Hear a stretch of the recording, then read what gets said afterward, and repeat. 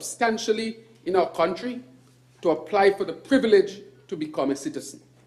Since 1984, those applicants who successfully satisfy our due diligence requirements and invest substantially can be issued a certificate of registration as a citizen and thereafter a St. Kitts and Nevis passport if they so apply.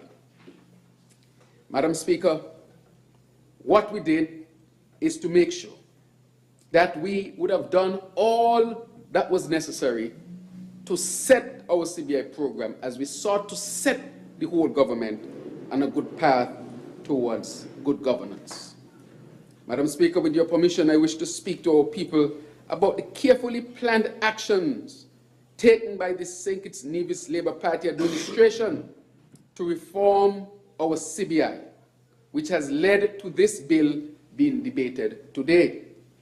We took swift and decisive actions, and I committed to leading major CBI reforms to protect the reputation of St. Kitts and Nevis and the program itself, Madam Speaker.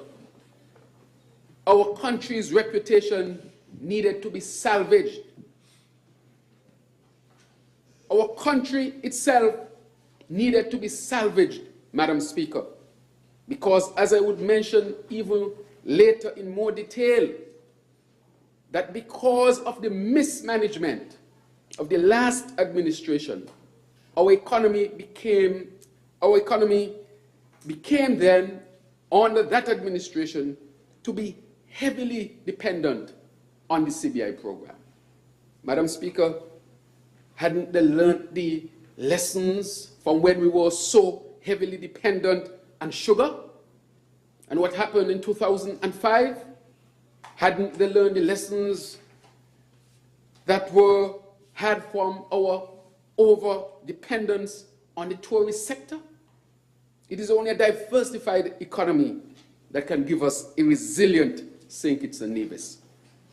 But people, through mismanagement, self-interest, and putting self above nation, brought our economy to depend heavily on this sector that was described by the IMF as a volatile sector, Madam Speaker.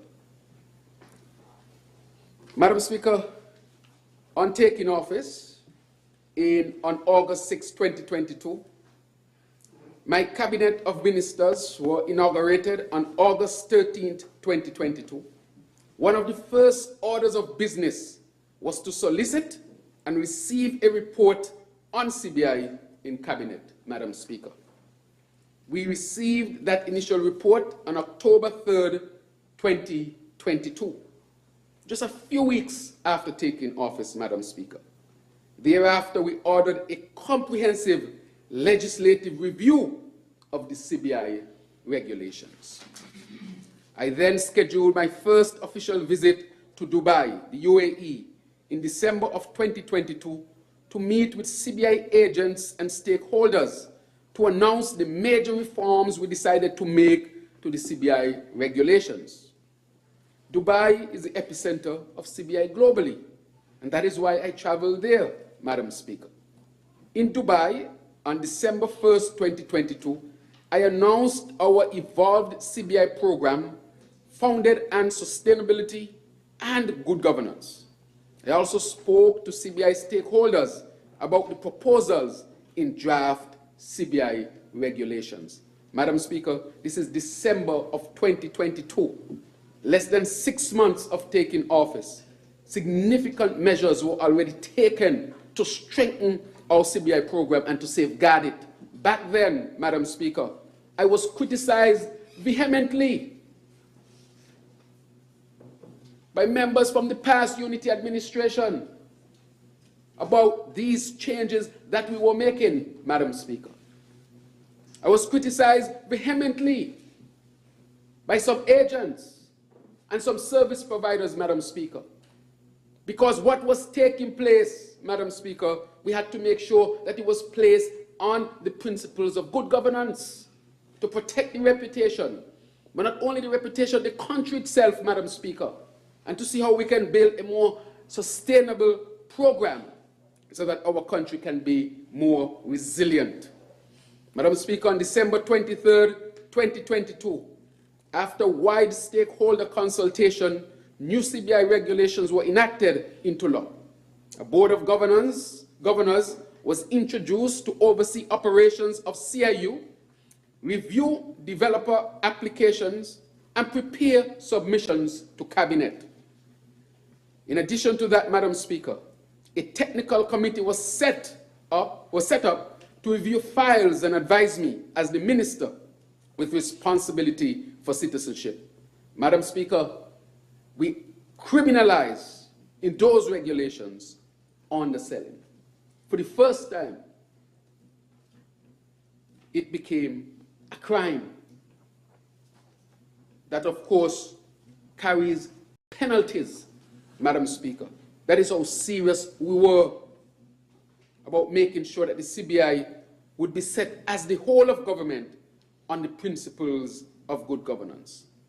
Madam Speaker, underselling occurs when a CBI stakeholder seeks to discount the statutory minimum investment sum required to be made by an applicant seeking to apply for citizenship by investment. By December 2022, we had been informed that underselling practices became normal in the overall CBI industry, Madam Speaker.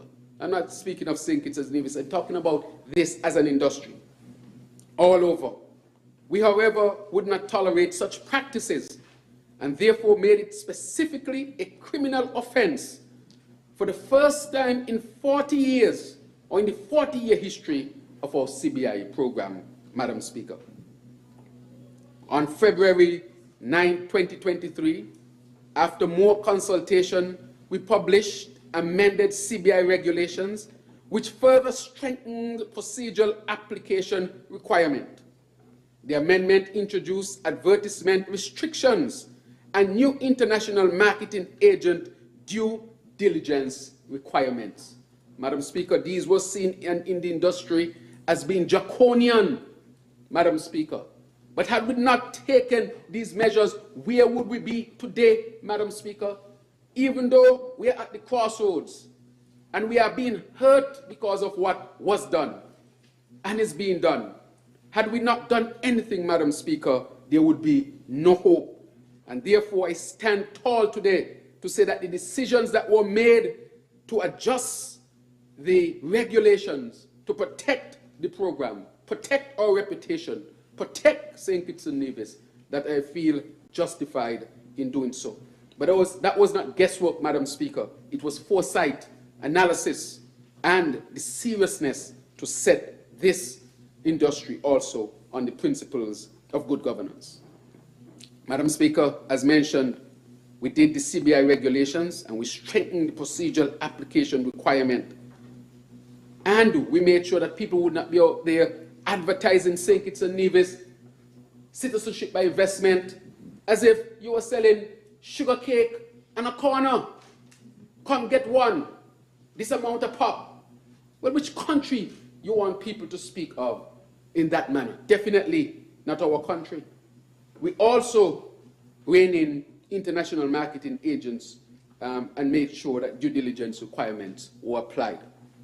Madam Speaker, I must reiterate again that because of this, we were heavily criticized. I was particularly heavily criticized because I am the minister responsible for CBI. Madam Speaker, on February 25th, 2023, after only 6 months of being in office, the historic U.S. Caribbean Roundtable and CBIs was held in St. Kitts, right here at Park Hyatt. All of the 5 prime ministers of CBI operating Caribbean states were present. I think it's 4. Along with officials from the U.S. Treasury Department, the governor of the ECCB, Governor Antoine, and heads of the CBI units in the respective countries. At that meeting, 6 principles were agreed by all 5 CBI states. 1, collective agreement on treatment of denials. 2, virtual or in-person interviews during due diligence process. 3, Additional financial intelligence unit checks of applicants already enforced in St. Kitts and Nevis. 5, annual or biannual independent audits of CIUs. 5, retrievals of cancelled passports. And 6, suspension of particular nationalities, Madam Speaker. That was already enforced here in St. Kitts and Nevis.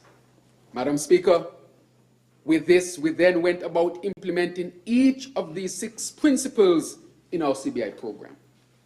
On March 7, 2023, we came into this National Assembly, Madam Speaker, and passed the historic Anti-Corruption Act and fundamental amendments to the Integrity in Public Life and Freedom of Information Acts as part of this administration's good governance transformation.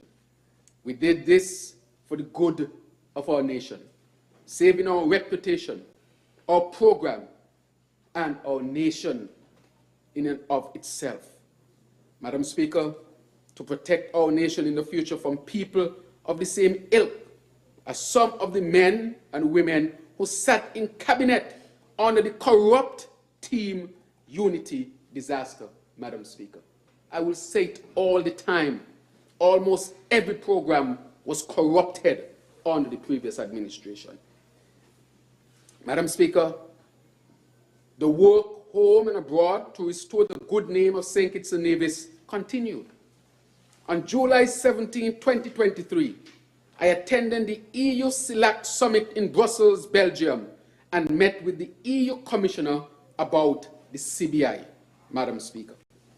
After that meeting, I immediately came back home and ordered a further review of our CBI regulations. 10 days later, on July 27, 2023, new CBI regulations were enacted with the fundamental price changes. US $250,000 minimum investment for the Sustainable Island State Contribution and Public Benefit options.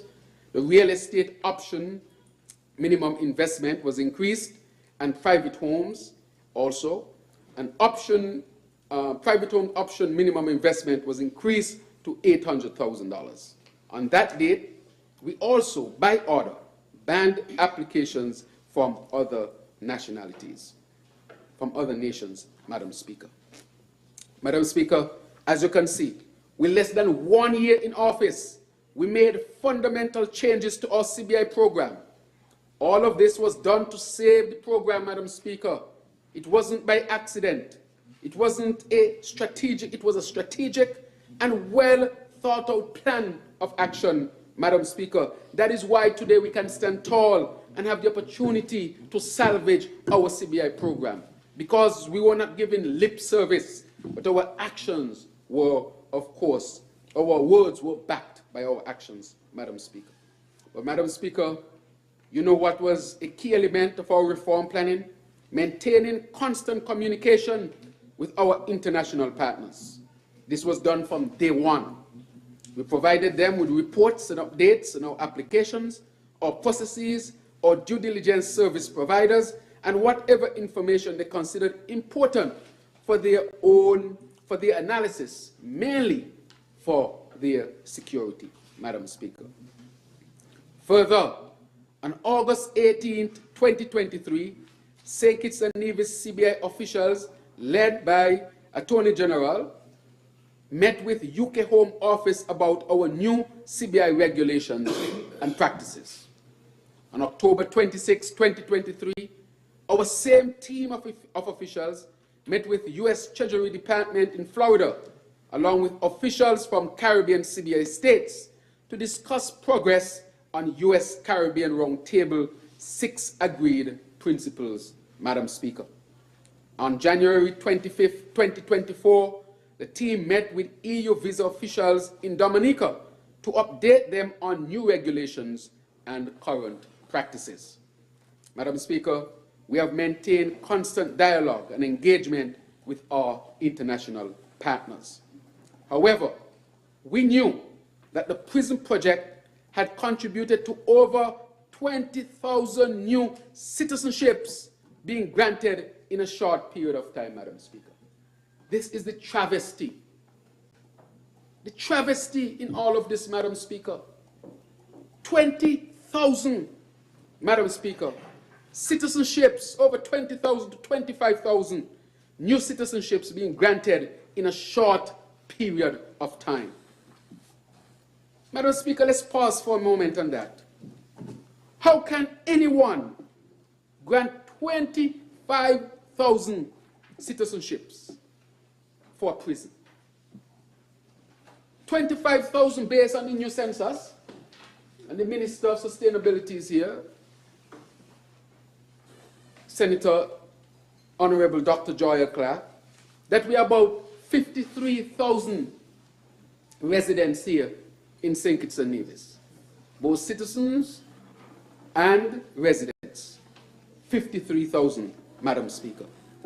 And for a prison, you give up to 25,000 new citizenships. Madam Speaker, this is a travesty. It is borderline treason. On a prison project, you have granted citizenships to up to 25,000 citizens, half of your population. Madam Speaker, if any percentage of those persons were to come here, what will happen to St. Kitts and Nevis? But nobody was thinking about St. Kitts and Nevis. People were thinking about themselves, Madam Speaker. Putting self above nation. This is a travesty. And I want history to record that I informed the people of this. Our children must know this. Our grandchildren must also know this. This cannot be hidden from the people. This is a travesty, Madam Speaker. Any leader who grants 25, 50% of your population in citizenship by investment over prison, any leader who does that, Madam Speaker, should never be able to face the people again. Madam Speaker, this hurts badly, you know. Each time I watch the number, I call the AG. AG, is this real? Is this number real? 25,000 over a prison project? In such a short period of time, committing the country to this? Committing the government to this?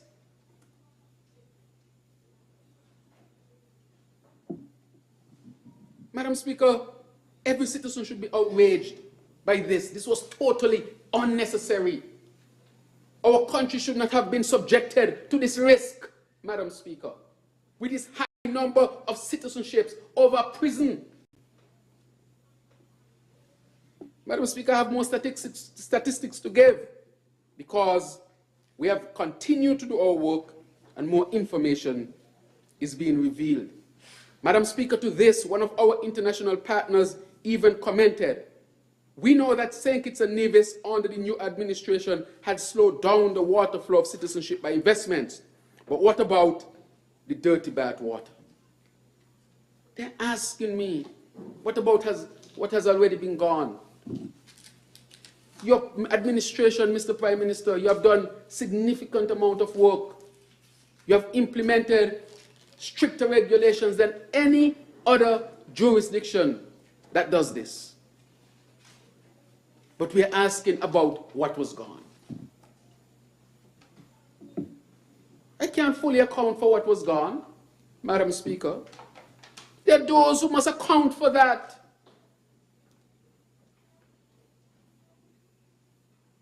And therefore, my response is always that this administration will do what is necessary to make sure that we protect our program, our country, and that we are no risk to you. 20,000, Madam Speaker, up to 25,000 is a travesty. And then people come talking about how they love their country. You don't love your country by words, you love your country by action.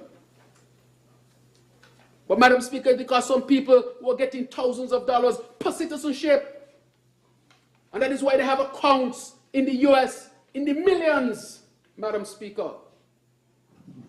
This is how bad this thing got. Granted 25,000 citizenships for a prison project. Madam Speaker, later on I will get into more of that. But our international partners knew that Team Unity, what Team Unity had done. They knew what they had done. The horrible mistake was that was the prison project. And we spoke about it before the elections. And we spoke about it after the people would have given us an opportunity. And this has hurt our program, Madam Speaker, has hurt us badly. And I will get into that later on. This might go down in history as the worst decision ever made by any government. Not just in St. Kitts and Nevis, but in the Caribbean, Madam Speaker. And time will tell that story.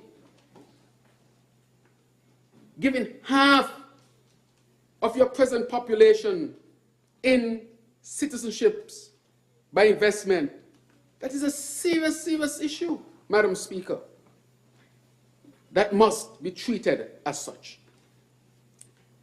Madam Speaker, nevertheless, we were not deterred. We therefore brainstormed and decided in January 2024 to set up St. Kitts and Nevis Continuing International Due Diligence Unit. Madam Speaker, we're not looking at excuses. We know what we have found, and we are determined to seek solutions, Madam Speaker. That is why the international partners recognize the efforts that are being made by this administration, even to our own detriment in terms of our revenues, Madam Speaker. Because we must protect our reputation. We must protect our country, Madam Speaker. And this unit is something new, innovative, within the Ministry of National Security. We call it the CIDD unit, and it will be led by our former Commissioner of Police and now OECS Ambassador to Morocco, Mr. Ian Quilly, a lifetime law enforcement professional. Madam Speaker, we are serious. We have to be mindful about people's security, always, and we want to ensure that we engender the confidence in the international partners, or international partners, that we are serious about their security as well. The CIDD unit will conduct continuing due diligence on citizens by investment worldwide. It will be headquartered in Europe. It will also ensure, one, that citizens holding passports issued by St. Kitts and Nevis and residing and working internationally abide by the laws of the countries in which they reside and visit, and that they respect the international laws as well. Two, alert the Ministry of St. Kitts and Nevis, that's the Ministry of National Security, alert the Ministry of National Security of St. Kitts and Nevis citizens who are being investigated for committing or have been arrested and or charged with financial or other crimes internationally. Three, liaise with and report to international law enforcement, anti-money laundering and anti-terrorist financing agencies when St. Kitts and Nevis citizens are being investigated for committing or have been arrested and or charged with financial or other crimes internationally, Madam Speaker.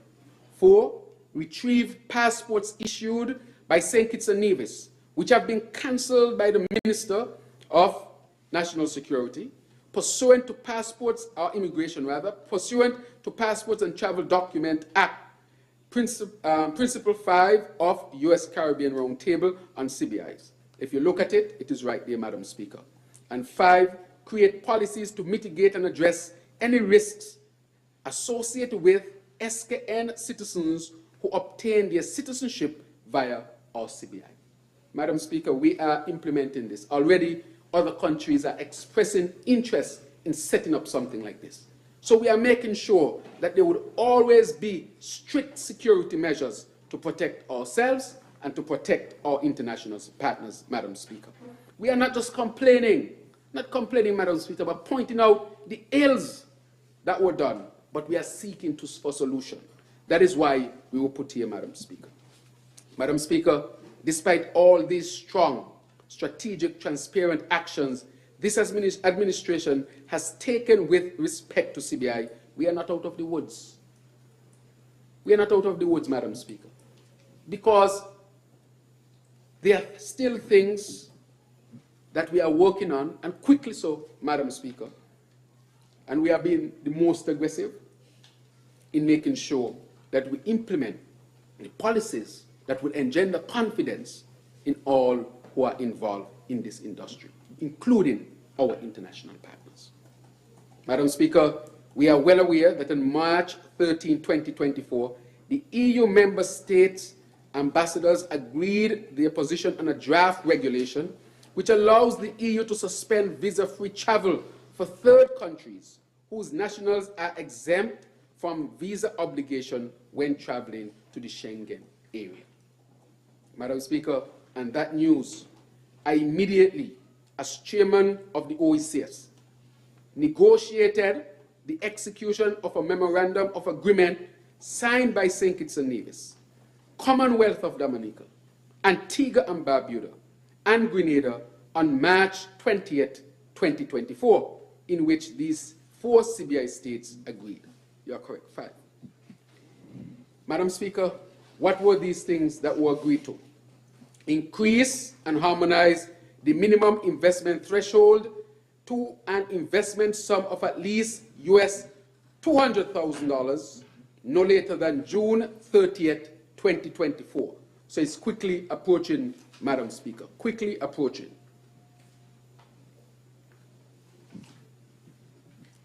Madam Speaker, 2, end on the selling practices, Madam Speaker. Share information on CBI applicants, implement enhanced transparency measures such as the disclosure of funds received by CBIs, the use of the proceeds of CBIs, and to conduct independent financial and operational audits to assess CBI's compliance with best practice standards. 5, assign or establish a regional competent authority to set standards in accordance with international requirements and best practices and to regulate the CBIs. 6, establish common standards to manage the communications and promotion of the CBIs. 7, establish common standards for the regulation of agents operating in the CBIs. 8, facilitate joint training programs and capacity building initiatives for their respective officials and agencies involved in the administration of CBIs. Madam Speaker, this is the first time that this type of MOA would have been signed by the countries involved in this industry, Madam Speaker. First time.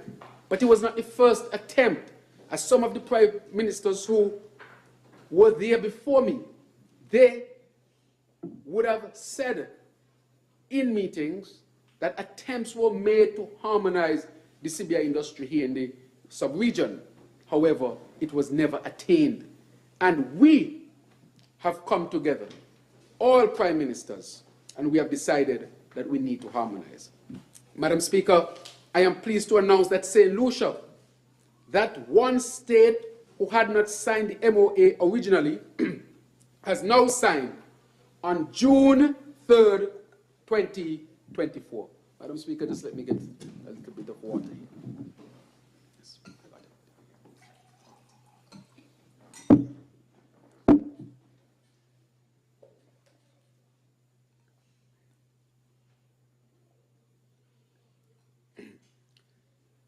Thank you, Madam Speaker. I am pleased to announce that St. Lucia, the one state who had not signed the MOA originally, has now signed on June 3rd, 2024.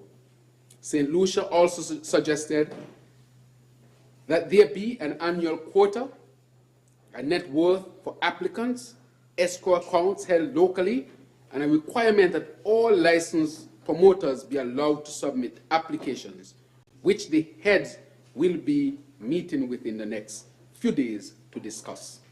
Madam Speaker, I consider that we are scheduling to meet this Thursday as heads to start to put in place these measures, or to continue putting in place these measures so that we can meet the June 30th deadline, Madam Speaker. Madam Speaker, but that is not all. After our team examined the FATF OECD November 2023 report, misuse, where it states, misuse of citizenship and residency by investment programs, and reported to Cabinet, we decided to table the bill being debated today, the Citizenship by Investment Unit Bill 2024, on March 26, 2024. If you recall well, Madam Speaker, and I'm sure you do, that was the first reading.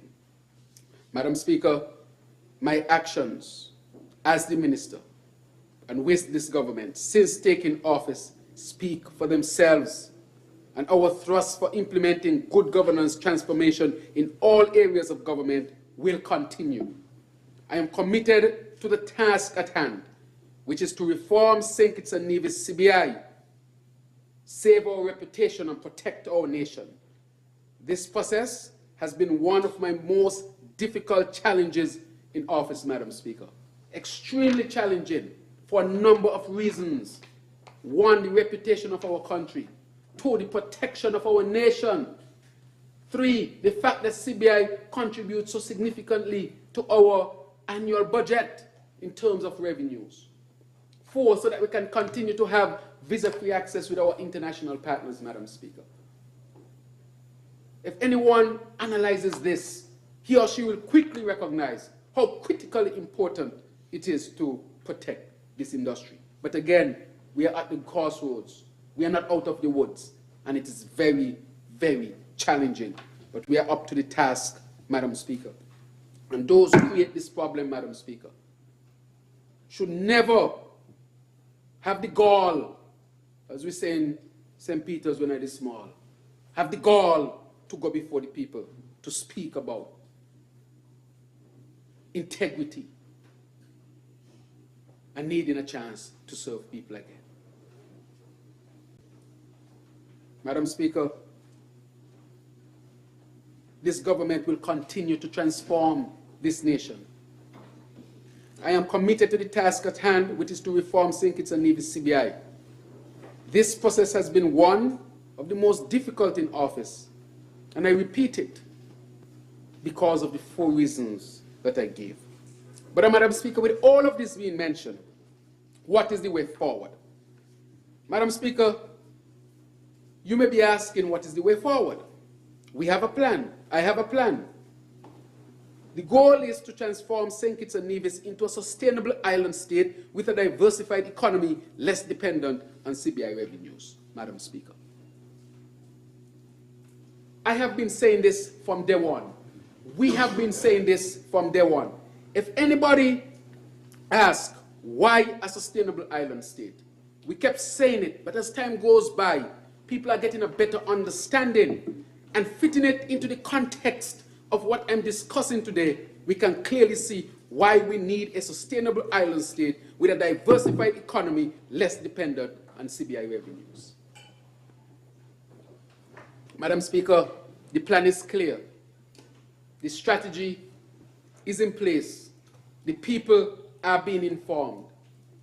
A sustainable island state is to maintain our way of life and even improve upon it going into the future. Making sure we have a country for our children to inherit. Making sure that presently we can deal with the scourges of what's happening adversely against us, such as climate change, increased food prices, inflation, all these things that negatively affect us. What can we do to mitigate, to maintain, and to continue to grow? The sustainable island state model.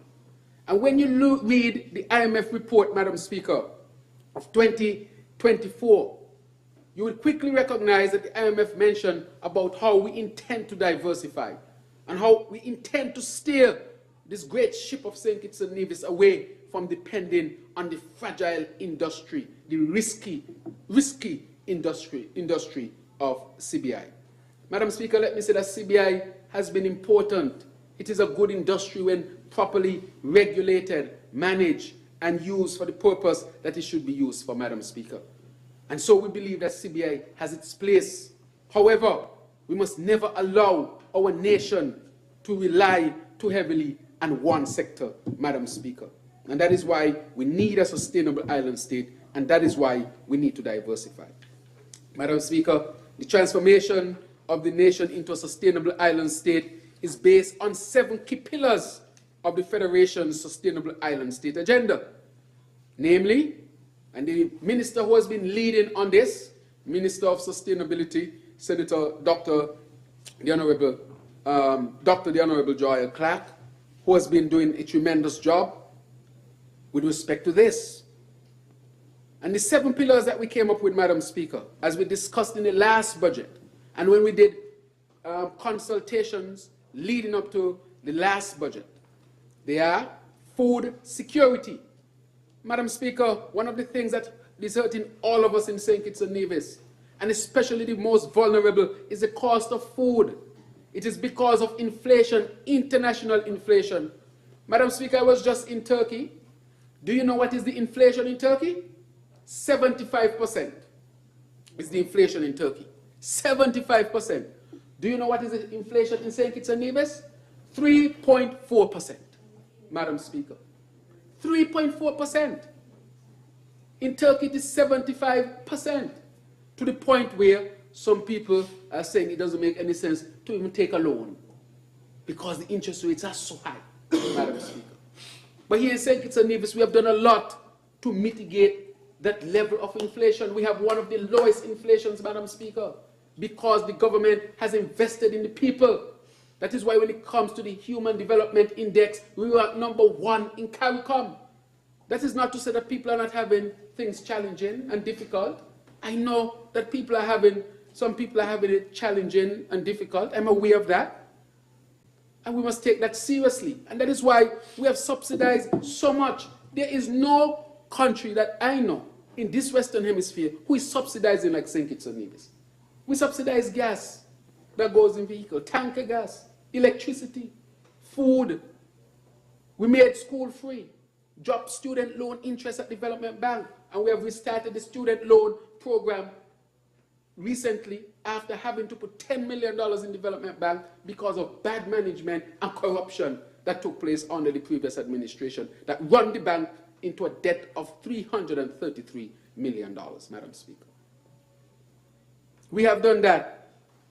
And what we have done, the Minister of Agriculture is here, member from number 4, who has a plan 25 by 25, Madam Speaker, for our food security, to decrease food imports by 25% by 2025. That is why he said 400,000 slips of banana and plantain. Drought program, where farmers are getting fencing material. They're getting plastics to cover the soil. They're getting drip lines, Madam Speaker, and water tanks. Madam Speaker, a lot is being done to help that industry so that we can increase food production. Madam Speaker, green energy transition. That is why, for the first time in history, Madam Speaker, member from number 9, who is also the Premier of Nevis, we worked out, and the leader of the opposition, a resolution that we passed right here in this Parliament, treating the geothermal as a federal asset so that we can develop it, Madam Speaker. We have been talking to investors. The Premier or the leader of the opposition has been, the member from number 9, has been also at the forefront of these discussions, Madam Speaker. Because if you look at the IMF report, it says that if we are able to develop that resource, we would not even need CBI, period, Madam Speaker. Green energy transition is not just to save the planet, even though that is possibly the most critical part of it, but it brings potential to bring significant revenue, create hundreds of good, stable jobs, making sure that our economy can transition and become more resilient, Madam Speaker. Green energy transition is fundamental. Economic diversification, more agriculture, Tourism. Minister of Tourism is here, who has been working tirelessly hard. I spoke to 3 of the hotels here in St. Kitts and Nevis, Madam Speaker.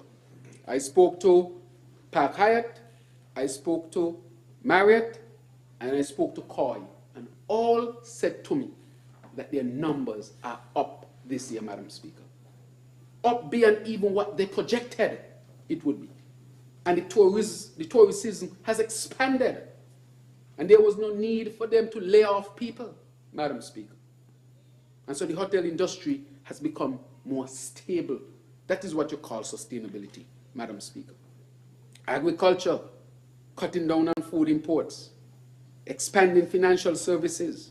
The CBI is a fundamental part of it. Small business, and we'll announce a new small business plan. The orange economy, Madam Speaker. We are discussing now the digital economy. To have healthcare, to offer services, Madam Speaker, to those who do not live in St. Kitts and Nevis. Madam Speaker, we have to diversify our economy to make it stronger. Sustainable industries, Madam Speaker, the creative economy, COVID-19 recovery, and social protection. All of this to create a sustainable island state. Madam Speaker, with respect to the CBI specifically, 1, further amendments are currently being drafted to legislate the regional commitments contained in the CBI Caribbean States Memorandum of Agreement before June 30th, 2024. That is why we are meeting next week. Secondly, the amendments will be officially launched at the upcoming Investment Gateway Summit 2024 to be held in St. Kitts from 10th to 14th July 2024, Madam Speaker. This investment summit, where we will invite persons who have invested in St. Kitts and Nevis, who have become citizens through the program, to come to St. Kitts and Nevis to see other opportunities for investment, Madam Speaker. The CIDD unit will be operationalized before July 31st, 2024. Actual corporatization of the CIU will occur before August 31st, 2024, Madam Speaker. There are some housekeeping matters to be done at the CIU, but I want to let those at the CIU that we will make sure that we do what is necessary to be done. Madam Speaker, all these fundamental steps are being taken by my administration. This administration, as our 40-year-old CBI, is an essential characteristic of our country, economically and socially. I therefore wish to assure you that I plan to do all within my power to preserve our CBI and our good name in the international community, Madam Speaker. Madam Speaker, there is a case, the RICO case. Madam Speaker, on Thursday, May 23rd, 2024, I learned of a civil lawsuit filed in the state of Florida in the United States, making allegations against certain named defendants under the RICO Act and seeking hundreds of millions of US dollars in compensation. 2 CBI programs featured predominantly in that lawsuit, Madam Speaker.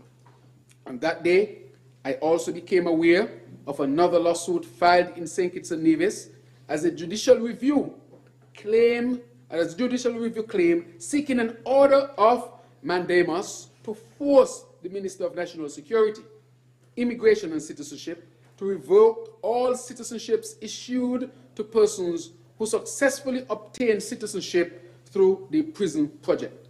Madam Speaker, let it be known that the prison project was conceptualized, Madam Speaker, and approved by the former Team Unity administration in 2021, before I took office. Madam Speaker, I had to make that clear because people are making up stuff as they go, seeking to deceive the people of St. Kitts and Nevis, Madam Speaker,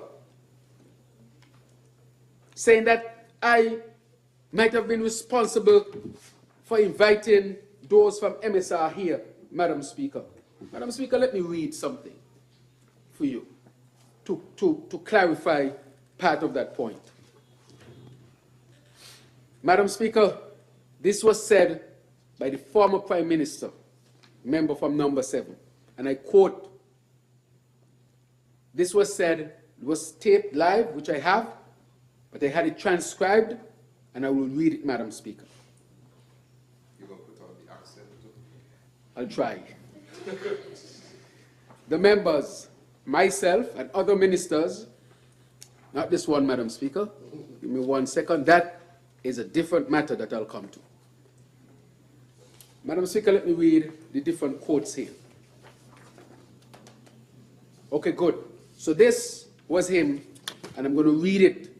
If you wish to become a citizen of St. Kitts and Nevis, we have a number of options to which you can make investment that put you on that pathway to become a full citizen of St. Kitts and Nevis.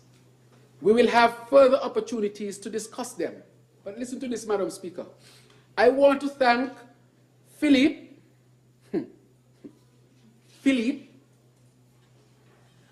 your wife, Joseph,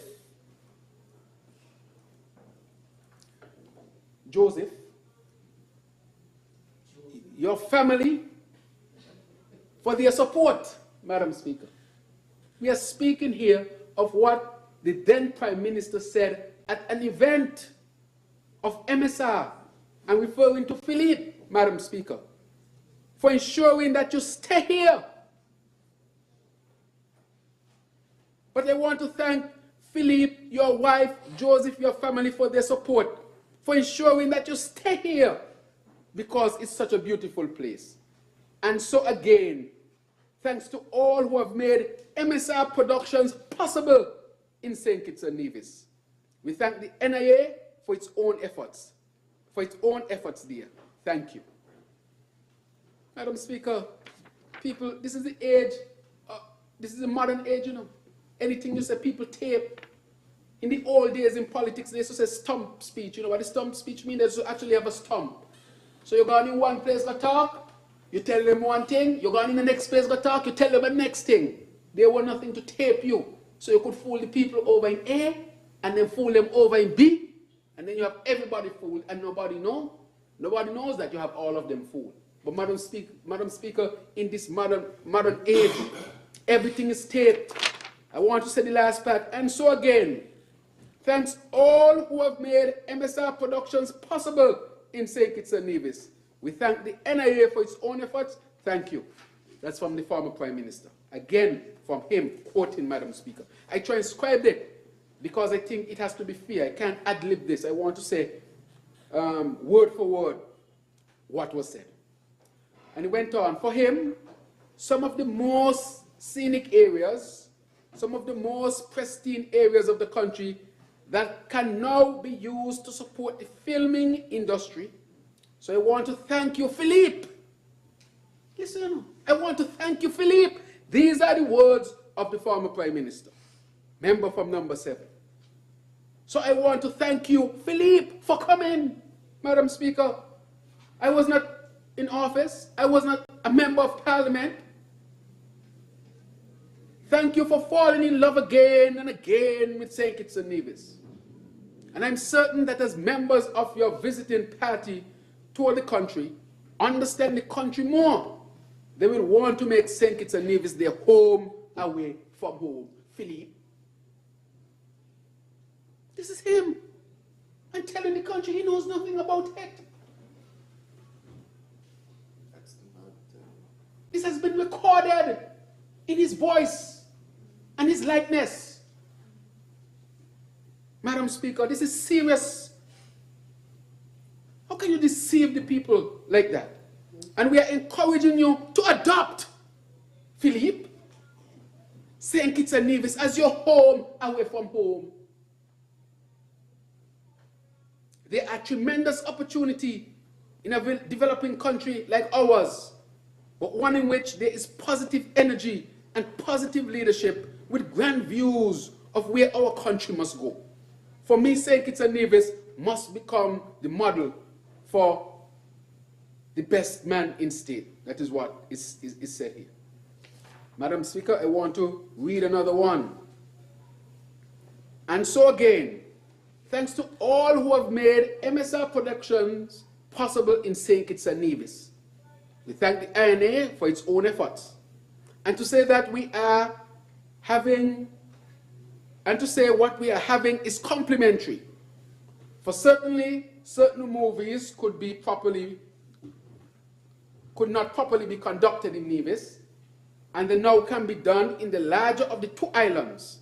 But the benefits flow through to one country, the country of St. Kitts and Nevis. And we certainly prefer to have you here than to have you in the Dominican Republic, than to have you in Barbados, than to have you in Antigua, than to have you in St. Martin, Philippe. In other words, we understand that you had a choice, but we are happy that you have chosen us. May God continue to bless your efforts, and may God bless the people of St. Kitts and Nevis. Madam Speaker, these are the quotes from the former Prime Minister. Madam Speaker, I want to read another part. Member from number 7. Member from number 7. Member from number 7. Madam Speaker, these are his words. So if you know you said these things, how are you going to tell the people you're not responsible for bringing him to St. Kitts, Madam Speaker? When you know the people can get the tape, so what are you going to say to the people now? That you made a mistake? You had a lapse in memory? Madam Speaker, I want to also read a quote from a past member in this House, a past member of constituency number 2, the immediate past member of constituency number 2. Because there are a lot of past members from number 2. Madam Speaker, he said, the members, listen, you know, because everybody now trying to run to the hills and distance themselves from this. This is what the member from number 2 said. Just to remind us. Can I call his name? The past member? Yeah. The past member is fine. Okay. I'm making sure, Madam Speaker, don't break your rules. The immediate past member, so I'll leave it. The immediate past member from constituency number 2, who was the representative of PAM on the other side. I think everybody knows who that is, Madam Speaker. And it said, quote, in an interview, the members, myself, and the other ministers were part of the approval process for that project while we were in government, Madam Speaker. In terms of financing, it's similar to what we did with the Park Hyatt.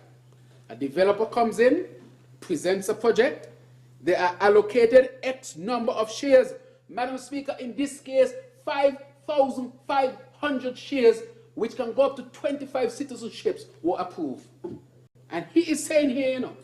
That's for the prison. That's for the prison. 25,000, sorry, 25,000. Not 2,500, 25,000. 5,500 citizenships granted. I mean, shares granted, which can go up to 25,000 citizenships, Madam Speaker. It says here, a developer comes in, presents a project, and they are allocated X number of shares, which represent citizenships, which they can use to finance the project. They can make available to the investors. And so the only difference is that with this particular project, the prison project, when it is completed, it will be turned over to the government to manage and to operate as a prison. Means that the government did not have to find the money to build the prison. Myself and the other ministers were part of the approval process for that project while we were in government. And it is a private project, Madam Speaker. And Madam Speaker, how he wants to run to the hill, saying that PAM has nothing to do with this, Madam Speaker, in his own words. And he said it in a, I could say Jetto shirt? Yeah. In a Jetto shirt, Madam Speaker. A Jeppy shirt. A Jeppy 2 shirt. Okay. Jeppy 2 yellow shirt. Okay, Jeppy 2 yellow shirt, Madam Speaker. These are his words, Madam Speaker. And he went on, Madam Speaker. Myself and the other ministers were part of the approval process for that project while we were in government, and it is a private project. It is being done by a private company, as with Park Hyatt, and so there is no need. It doesn't go through any government process in terms of having to tender, etc. Madam Speaker, I brought these here. Tell them not mix me. No mix up my name. We need no mix up. With that, Madam Speaker, I had nothing to do with this. Their own words, Madam Speaker. Why they don't just be honest? Knowing that we can easily go back. Madam Speaker, they're trying to scrub all kind of Facebook. Scrub. I don't know if they're using steel wool, brass broom, but the more they scrub is the more the people find.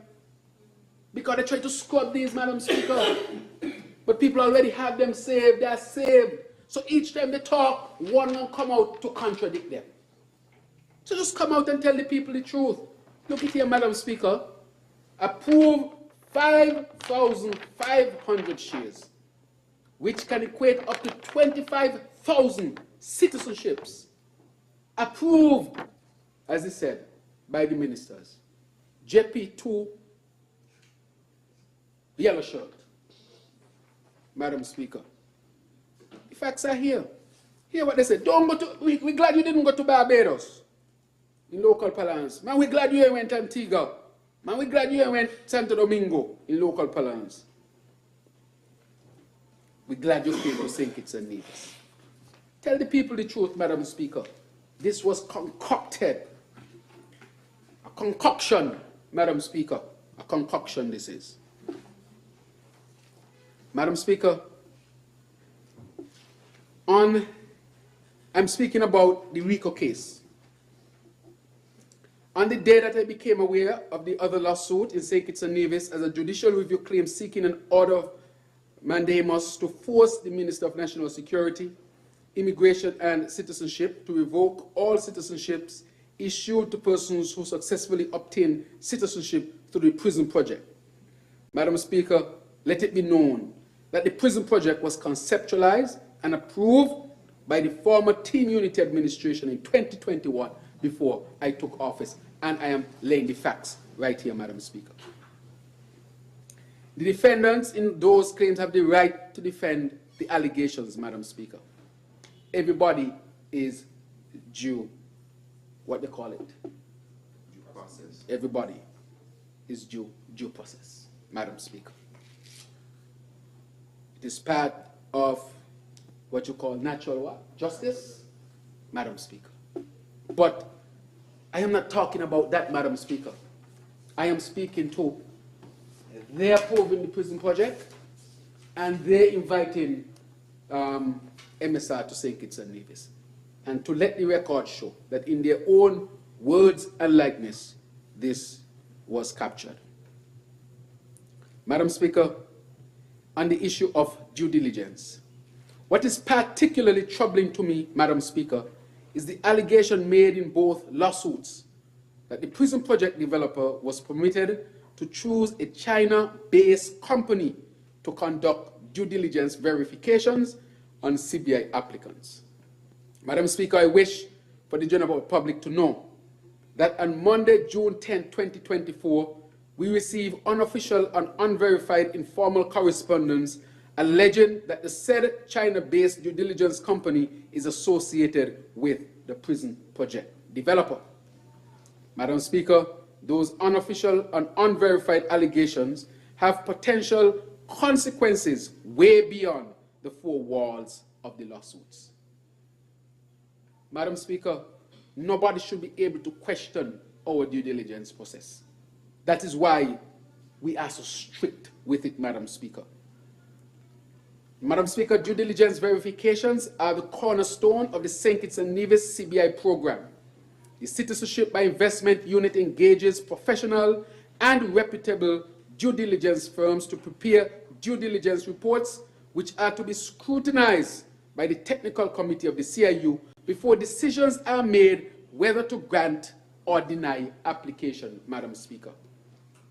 Madam Speaker, I want the people to know, and for all involved to know, that all CBI applicants are vetted by the Joint Regional Communication Center, JRCC, a sub-agency of CARICOM Impacts, the dedicated implementation agency for crime and security in CARICOM.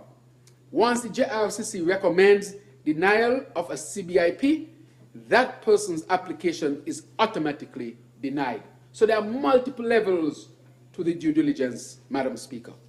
All CBI applicants are vetted by the St. Kitts and Nevis Financial Intelligence Unit. Further, each applicant must satisfy international banking, anti-money laundering, and anti-terrorist financing requirements at the local bank, which processes payments made to the CIU by CBI applicants. Madam Speaker, there's a lot of hoops they have to jump in. We are serious about our due diligence, and we are adding the next loop, which is the, of course, we're talking about the international agent, security agent, that is, Madam Speaker. Nevertheless, given the unofficial and unverified allegations, I immediately inquired with the CIU unit about any China-based due diligence company with red flags. I was informed that in May 2023, the CIU discontinued the engagement of a due diligence service provider based in China. It was discovered that this due diligence firm, which operated for the CIU between 2020 and 2023, conducted due diligence verifications predominantly for those from that region. We are informed that the technical committee of the CIU, which took office in January 2023, ended all engagements with that due diligence service provider in May 2023 because the due diligence reports, though detailed, were completed more quickly than those of other companies, and we were not totally comfortable. That is what we do, Madam Speaker. We constantly verify, and where we find gaps, we deal with them, Madam Speaker. We are informed that another due diligence firm was engaged to review all applications previously verified by the China-based due diligence company. This means that all reports prepared by that company have been rejected by the CIU since May 2023 and represent less than 16% of applications filed for the prison project. Given this recent discovery, I have instructed the CIU to have other due diligence firms review all previous successful CBI applications whose verifications were conducted by that company. We are also contemplating further action. Madam Speaker, what we are saying here is we are taking responsible action. Even before all this talk, we had already taken significant action, Madam Speaker, in terms of the governance, changing regulations, tightening up on our due diligence. That is what I call responsibility. People, again, were criticizing me, Madam Speaker, because I'm the minister, and saying, what is it I'm doing? Had we not done these things, Madam Speaker, I can guarantee you we would not have our visa-free access today. Canada would not have granted us partial visa-free access as they did just recently, Madam Speaker. These actions were because of a specific strategy to position our program in a secure, sustainable manner, Madam Speaker, so that we can have it go on for a long time, but well managed, and not the mismanagement that took place previously with 25,000 citizenships for a prison.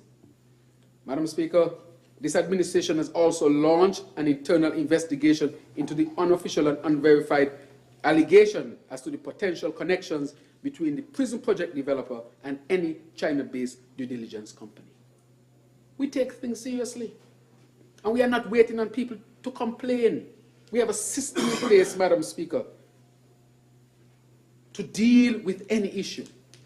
And so this administration will not tolerate breaches of our stringent and international respected due diligence processes. If any person or entity is found to have participated in any such breaches, the evidence will be delivered to our Director of Public Prosecutions, the person with constitutional authority to issue criminal proceedings in St. Kitts and Nevis, Madam Speaker. Madam Speaker, there have been some recent arrests. I also wish to quell the ridiculous and sensational lies being told by some irresponsible persons in the media trying to tie recent arrests of St. Kitts and Nevis dual citizens with this administration. Again, Madam Speaker, why are people seeking to fool the populace when you can easily go for a tape, listen, and get the facts? In the past year, we have learned that there have been persons holding St. Kitts and Nevis passports who have been arrested in high-profile criminal proceedings internationally. Madam Speaker, all of their passports were cancelled as soon as the authorities in St. Kitts and Nevis were alerted to the arrests. The irresponsible statements I speak of have suggested that these recent arrested persons obtained their citizenship since August 2022. That is a complete false statement. Madam Speaker, in local parlance, that's a big fat lie, Madam Speaker. Not just a lie, but a fat one. Not just a lie, but a big one, Madam Speaker. Let me go through them. In recent high-profile arrests, of which I am aware as follows. With respect to the US 911 S5 botnet arrest, the arrested man's citizenship was granted on November 6, 2017. Madam Speaker, we came into office 2022. With respect to the UK cryptocurrency arrest, the arrested woman never was granted citizenship. Never. She's alleged to have used a fake passport to enter the UK, but she doesn't have St. Kitts and Nevis' citizenship. With respect to the Singapore money laundering arrest, the arrested men were granted citizenship in 2018, Madam Speaker. That predated me, predated this administration. With respect to the US pig butchering arrest, the arrested man's citizenship was granted on September 21st, 2020. Madam Speaker, I am simply saying that this is something that we continually monitor and to make sure that we protect the program as much as possible. Persons must not lie. Let us all do what we can do to make sure that we protect our country and our citizenship. Madam Speaker, not everything said on TV or to the media is truth. People can make up their own facts to support their own prejudices and their objectives. The facts are that none of the persons arrested recently obtained citizenship during this administration. However, these arrests are concerning, and we are hopeful that the CIDD unit will reduce the possibility of such arrests as we work with our international partners to sanction criminal actors. So you might do a due diligence and somebody may not have done anything. Just like anybody else from any other place, they can do something after. But we are making sure that we put a measure in place to deal with that, Madam Speaker.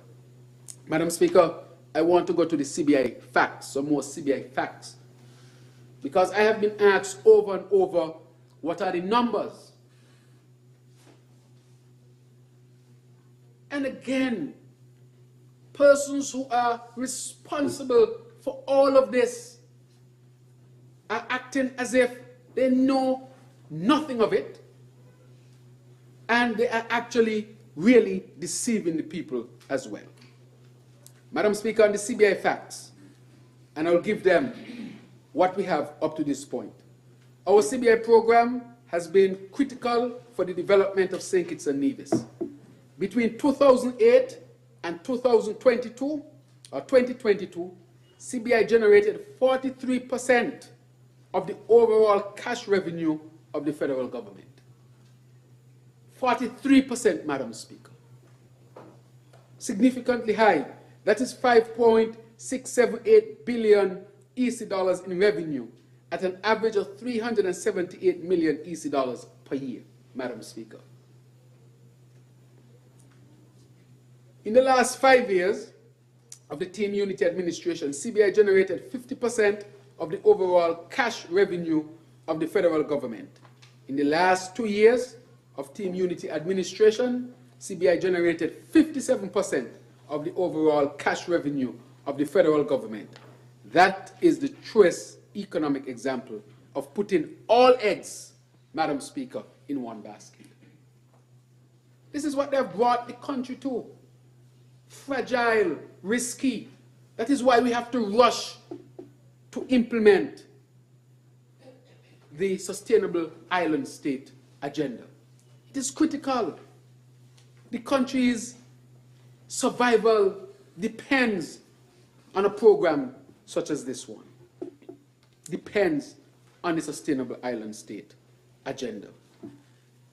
Madam Speaker, the IMF in their report examining the 2022 performance of our economy said, and I quote, "The growing dependence on the volatile and unsustained CBI revenue is a major source of vulnerability. Directors called for reducing dependence on CBI revenue, reduce the heavy dependence on unpredictable CBI revenue through improved structural fiscal policies, enhance accountability, and use of investment in resilience and building buffers." End of quote. Madam Speaker, we have to make sure that we do this, and this is why we want to invest in our Sustainable Island State, Madam Speaker. That is why one of our immediate priorities is to diversify the economy. The IMF recognized that this is the very same report when they said, and I quote, "The lifting of all COVID-related travel restrictions in August sparked a strong rebound in the tourism sector and across the economy, Madam Speaker." That was a significant decision. Yes, that cash revenue of CBI has given us the opportunity to prosper without relying too much on international financial aid. But the Team Unity administration did nothing to diversify our economy and became over-reliant and dependent on CBI inflows. In 2022, CBI revenue reached an unsustainable level of 60% of total federal revenue. This unsustainable status quo cannot continue, and this administration has been focused on diversifying our economy.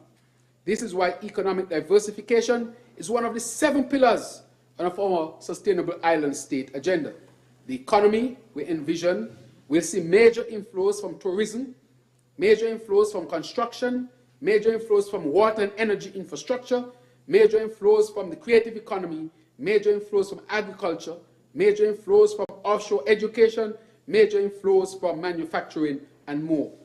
Madam Speaker, this is what you call a diversification of an economy. No longer will CBI be the single leg on which our economy stands. Madam Speaker, this leads me to discuss the second absurdity we observed after taking office in August 2022. The number of passports issued to citizens by investment compared to cash revenue raised per passport issued, Madam Speaker. And I think we continue to assess, and I think this is the first time I'll give some of these numbers.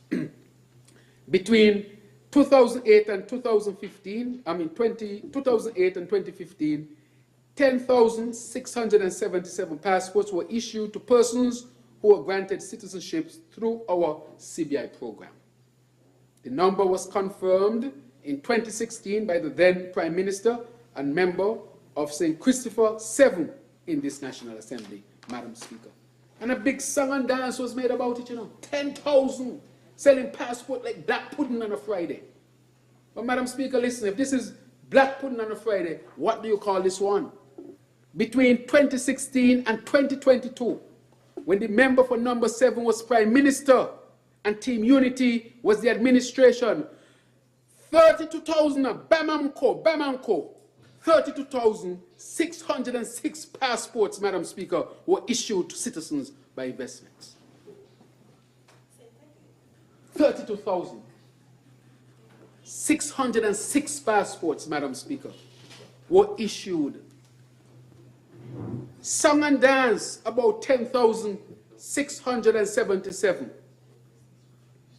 But between 2016 and 2022, 32,000, Madam Speaker, 606. Wow. This is almost the population of the whole of St. Kitts, Madam Speaker. 200% in less time, because it was 2008 to 2015. Well, around the same time now, that's 6 years, and this what? 4, yes, around the same time, 6 and 7. Madam Speaker, about 3 times as much. Madam Speaker, I didn't say 3,200, you know. I said 32,606. How can I, as the Prime Minister, Minister of National Security, Immigration and Citizenship, continue that? Madam Speaker, we can't come. This is unsustainable. That is giving away our country, taking it up and giving it away. People sweat, blood and tears in this country. Buckley's uprising in the 1930s. People died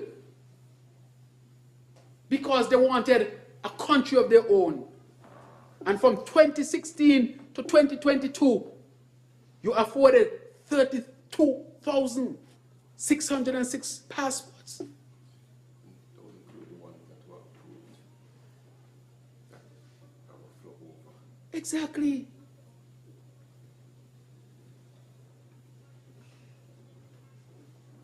Madam Speaker, this is, when I look at this number, I have to pause, Madam Speaker, multiple times and ask myself, is this a real number?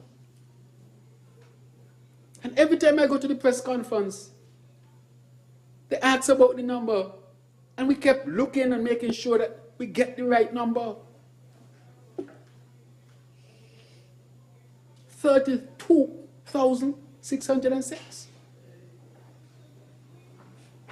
Madam Speaker, how can that be allowed? How can you set up the government like this? Set up this administration because, you know, government is continuous.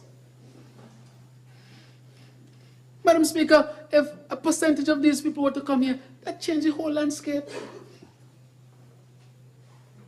We understand the seriousness of this.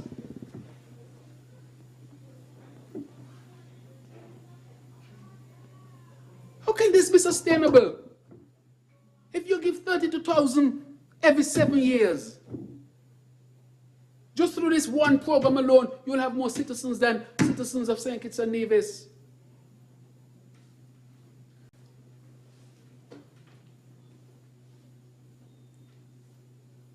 Madam Speaker, this is an outrage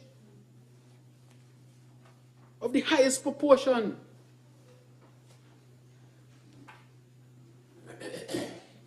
Madam Speaker, I repeat, between 2000 and 2015, 10,000. Made a big song and dance about it. And in less time gave 32,000 and set up the government to give more.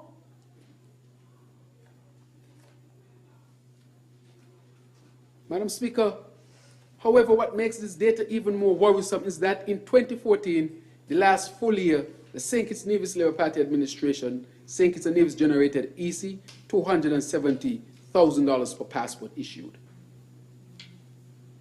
In 2021, the last full year of Unity administration, St. Kitts and Nevis generated $77,000 per passport issued.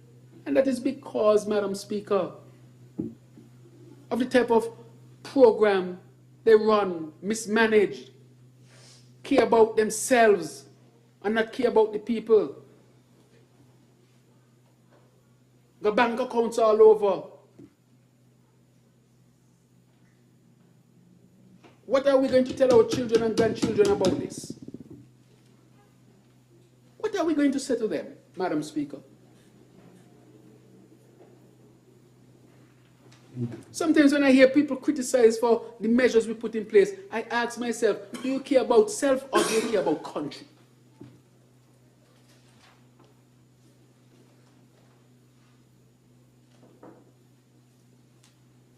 This is a serious matter. That is why we took the measure to increase the price, to cut down on the large numbers, but can generate the same amount of revenue. That would take some time to adjust. That is why we said, let's get the MOA in the region. Set a quota yearly as to how much citizenships you will give as a country. Looking at your own population, looking at its sustainability, making sure it is safe as safe can be, Madam Speaker. I mean, how can somebody approve this? need a public meeting, Madam Speaker. There are things I probably can't say in the way that I want to say it.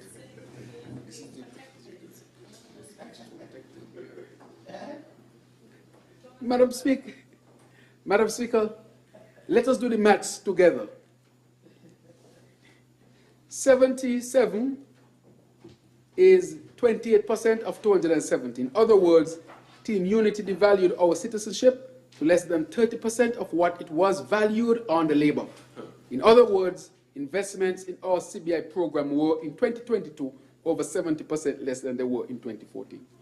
This is exactly why we hear that Team Unity was selling passports like sugar cake. This is exactly why the member from number 9 said it.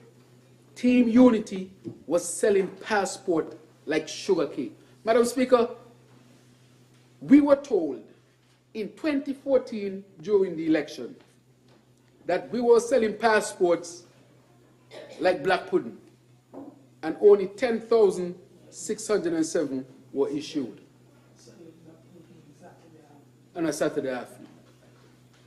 And you gone in there in less than that time and you issued 32,606 passports. Well, if this one is selling black pudding, what is one name? Selling what? No, not Coke. Yeah. They're expensive. What is one name? Tamarind ball. And sugar cake more expensive than this? Tamarind ball. Boy. What you call this?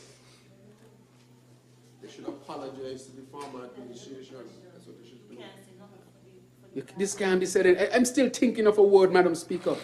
If you call selling 10,000 selling black pudding, in less than that time span, you have sold 32,000 plus. Well, why you were selling it like? We can think of a word, Madam Speaker. But somebody used the word sugar cake, Madam Speaker. This is frightening. However, what makes this data even more worrisome is what I said, Madam Speaker. So, Madam Speaker, I need to repeat, because numbers do not lie, between 2008 and 2015, 10,677 passports were issued. Madam Speaker, we don't sell passports.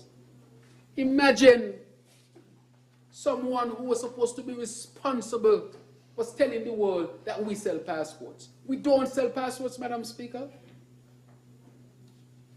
People have the opportunity to apply for citizenship after they would have made a substantial investment, and thereafter have the opportunity to apply for a passport, which the minister will determine if you're qualified or not. We don't sell passports. Irresponsible, Madam Speaker. Madam Speaker, I said that in 2020 to 2023, as a result of 5,500 CBI units issued for the prison project, I am informed that 166 passports have been issued to citizens by investment in the last 2 years, Madam Speaker. Set up the government. Set up the government with this, Madam Speaker. I repeat, because of the prison project.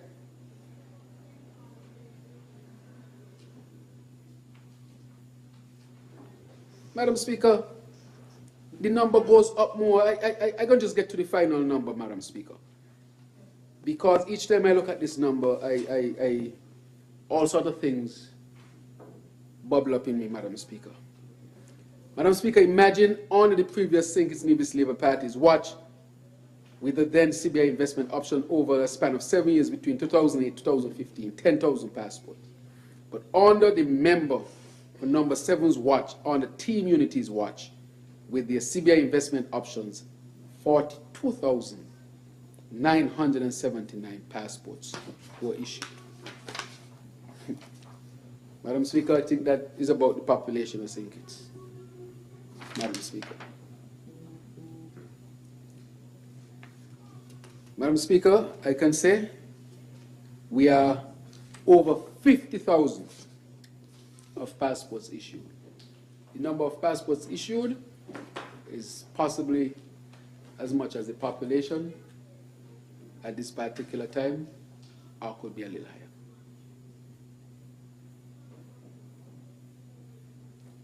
You have to tell the truth. The people deserve to know the truth. It is a hard truth, but it is the truth. The mismanagement of the program has seen us today have more citizens, very likely more citizens by investment in our own population here in St. Kitts and Nevis. These are the numbers they said that we should give out. But I wanted to be prudent, Madam Speaker, and to make sure that the numbers we gave were the correct numbers. 50,000 is easy to count and to be certain of.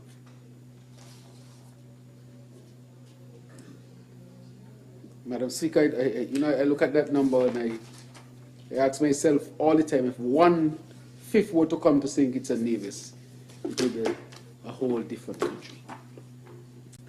But Madam Speaker... Honourable Member, you have 30 minutes left on your allotted time. Okay, thank you, Madam Speaker.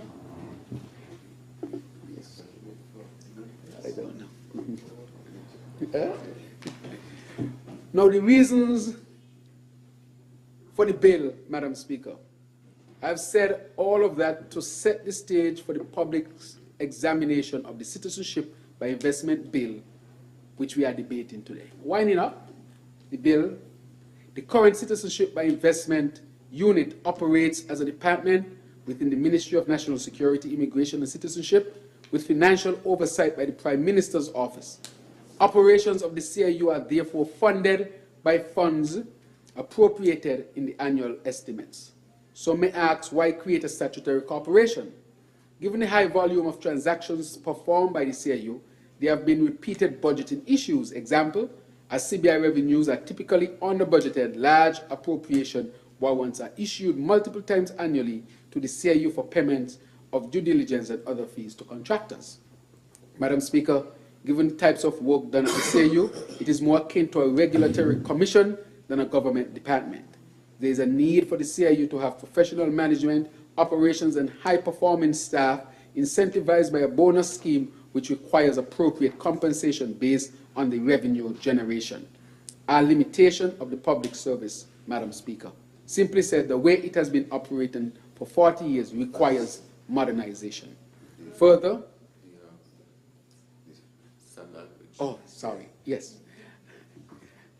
Okay, further, we are taking on board the recommendations of our international partners. In the EU-based Financial Action Task Force, Organization of November 2023 Joint Report, Misuse of Citizenship by Residency by Investment Programs, the organizations recommended as follows. Responsibility and oversight. Designated agencies are encouraged to maintain sufficient authority and independence to guard against political interference in the application and approval process. CBI jurisdictions should consider designating a specific specialist government agency, state corporation, or specialist operational unit that holds the end-to-end responsibility for the safe day-to-day operation of an investment migration program and which is subject to effective oversight. Jurisdictions are encouraged to keep this authority free from political interference, operating with a clear mandate and legal framework, Madam Speaker. So in keeping with this principle, it's a principle as well of good governance that we are implementing. That is why we have brought this bill with respect to making the CBI unit into a statutory body. The entity should also possess the authority to regulate and monitor any third-party due diligence providers engaged in the program and regulate any applicant representatives and professional service providers offering investment migration services associated to their program. If you need to add some more time, yes. you can remember. All right. Okay. Huh? Yes. Okay, no problem. So you could take your time. Further, the Caribbean CIU states have agreed with the U.S. Treasury Department to produce annual or biannual independent audits of CIUs. It is best accomplished by a statutory corporation with an internal chief financial officer. The bill, Madam Speaker, therefore establishes the CIU as a body corporate, with the Board of Governors being the Board of Directors, who reports to the Minister with responsibility for citizenship. Statutory corporations are no longer stranger to St. Kitts. They include 1. Development Bank, Social Security, Financial Services Regulation Commission, National Disaster Management Agency, National Housing Corporation, Clarence Fitzroy Bryan College, Whitegate Development Corporation, Frigate Bay Development Corporation, St. Christopher ANC Port, St. Christopher Tourism Authority, St. Christopher Nevis Solid Waste Management Corporation. Oh, she's here. A National Carnival Committee. Madam Speaker, the bill also contemplates that the following 4 senior managers will be engaged to manage the CIU: a Chief Executive Officer, a Chief Financial Officer, a Chief Due Diligence / Anti-Money Laundering Compliance Officer, a Chief Marketing Officer. The bill contemplates that the funds of the unit shall consist of 1. The first year after establishment of the unit, money is appropriated by the National Assembly. 2. All application processing fees paid to the unit and related to an application for citizenship by investment. 3. Any net balance of due diligence fees paid to the unit and related to an application for citizenship by investment. 4. A percentage of the post-approval in principle CBI application fees paid to the unit for processing an application for citizenship by investment as determined by the Minister with the approval of the Federal Cabinet and after consultation with the Financial Secretary. Such sums as the unit may borrow for meeting any of its obligations or discharging its functions. All other sums that may be comparable to are vested in the unit in respect of any matter incidental to its powers and duties. I therefore wish to make a few things clear, Madam Speaker. 1, we anticipate that the net due diligence fees and IMA / authorized agent fees will be sufficient to run the operations of the new CIU statutory corporation. All current staff of the CIU will be treated respectfully, and I want to say this, and provided with fair options. This is a process that has happened before, and the Human Resource Department with the PMO knows what is required, Madam Speaker. The main revenue of the CBI, which are post-approval in principle CBI application fees and the Sustainable Island State contribution, will be paid into the consolidated fund. I want to say that very clearly. Will be paid into the consolidated fund. The main revenue of CBI, which are post-approval in principle CBI application fees and the Sustainable Island State contribution, will be paid into the consolidated fund, Madam Speaker. Madam Speaker, when one thinks about this clearly, the CIU should have become a statutory corporation some time ago. It requires a private sector style structure to perform at optimum efficiency. The reporting and audit provisions in the bill are key. Madam Speaker, Section 25(1). The unit shall, within 2 months after each financial year, have its accounts audited annually by an independent auditor appointed by the unit, who shall conduct the audit in accordance with generally accepted international auditing standards and provide an audited report to the unit. Section 25(2).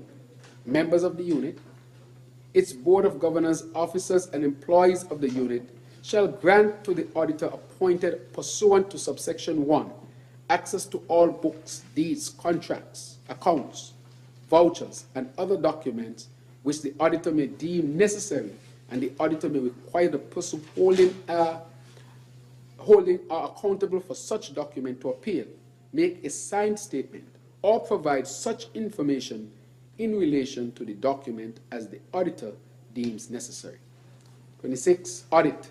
Section 25(3). A person who fails to comply with subsection 2 commits an offense, and on summary conviction is liable to a fine not exceeding $50,000 or to imprisonment for a term not exceeding 3 years, or to both, and to revocation of his or her appointment as a member of the unit, member of the Board of Governors, officer or employee of the unit in accordance with this Act. Section 25(4). A copy of the audited statement of accounts of the unit shall be published in the official gazette. 26. Annual report. Section 26(1). The unit shall, as soon as possible after the end of each financial year, and in any event not later than 31st day of October of any year submit to the Minister a report containing A, an account of the performance of the activities and operations of the unit during the preceding year, B, an assessment of any marketing or advertising programs undertaken, and C, a statement of the audited accounts of the unit. Section 25(2), the Minister shall lay a copy of the report referred to in subsection 1 of this section for the National Assembly as soon as practicable after receiving the report. Madam Speaker, I know I went a little fast, but I've slowed down. In conclusion, Madam Speaker, in conclusion, our well-respected CBI is the longest standing in the world, and we are proud of what it has done for our people, Madam Speaker. My goal, this administration's goal, is to preserve our CBI program and make it sustainable. We met it in an unsustainable state. That is why we have done so many good things over the last 21 months to buttress the integrity of our CBI program. Madam Speaker, things that we have done that have been challenging, difficult. For some, it has been like swallowing a bitter pill. But after the people would have heard what I have said today, the people, I think, have a clearer understanding as to why we had to do what we did. Madam Speaker, all this good governance reform work has led us to the impending launch of our revamped CBI program at the Investment Gateway Summit scheduled for July 10th to 14th in St. Kitts. I want to say that again, Madam Speaker. We are setting up to, in a sense, set our program and a new path, and we are doing that at our Investment Gateway Summit scheduled for July 10th to 14th here in our federation. The debate of the Citizenship by Investment Unit Bill 2024 is another step in the right direction for our CBI program to survive, for us to protect our reputation, for us to protect our nation, and for us to be able to diversify our economy and to bring good governance to such a program that can have tremendous positive benefits. May it please you, Madam Speaker. Thank you to the Honourable Member for St. Christopher 8, the mover of the bill. I recognize the Honourable Attorney General. Madam Speaker, I second the motion, but I also wish to reserve my right to speak at a later period in the debate. Very well. I recognize the Honourable Member for St. Christopher 6. Thank you, Madam Speaker,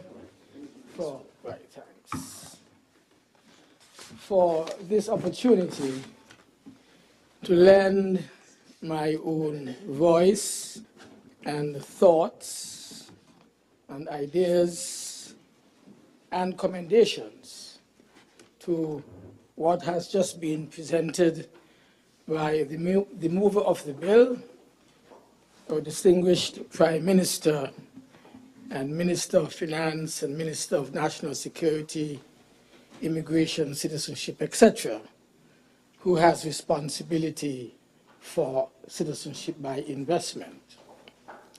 Madam Speaker, this bill, as the mover has indicated, has come to us at a very critical time.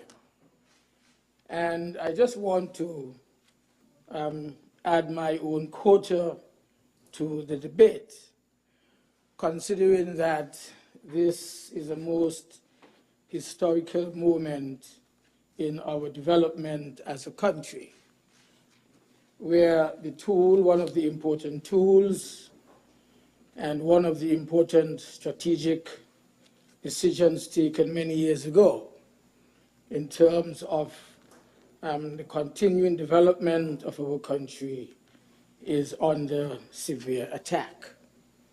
Not only attack from within this country and from without this country, but to some extent as well is highly observed by our international partners, and thus it has become the focus of our future development as a people and as a country.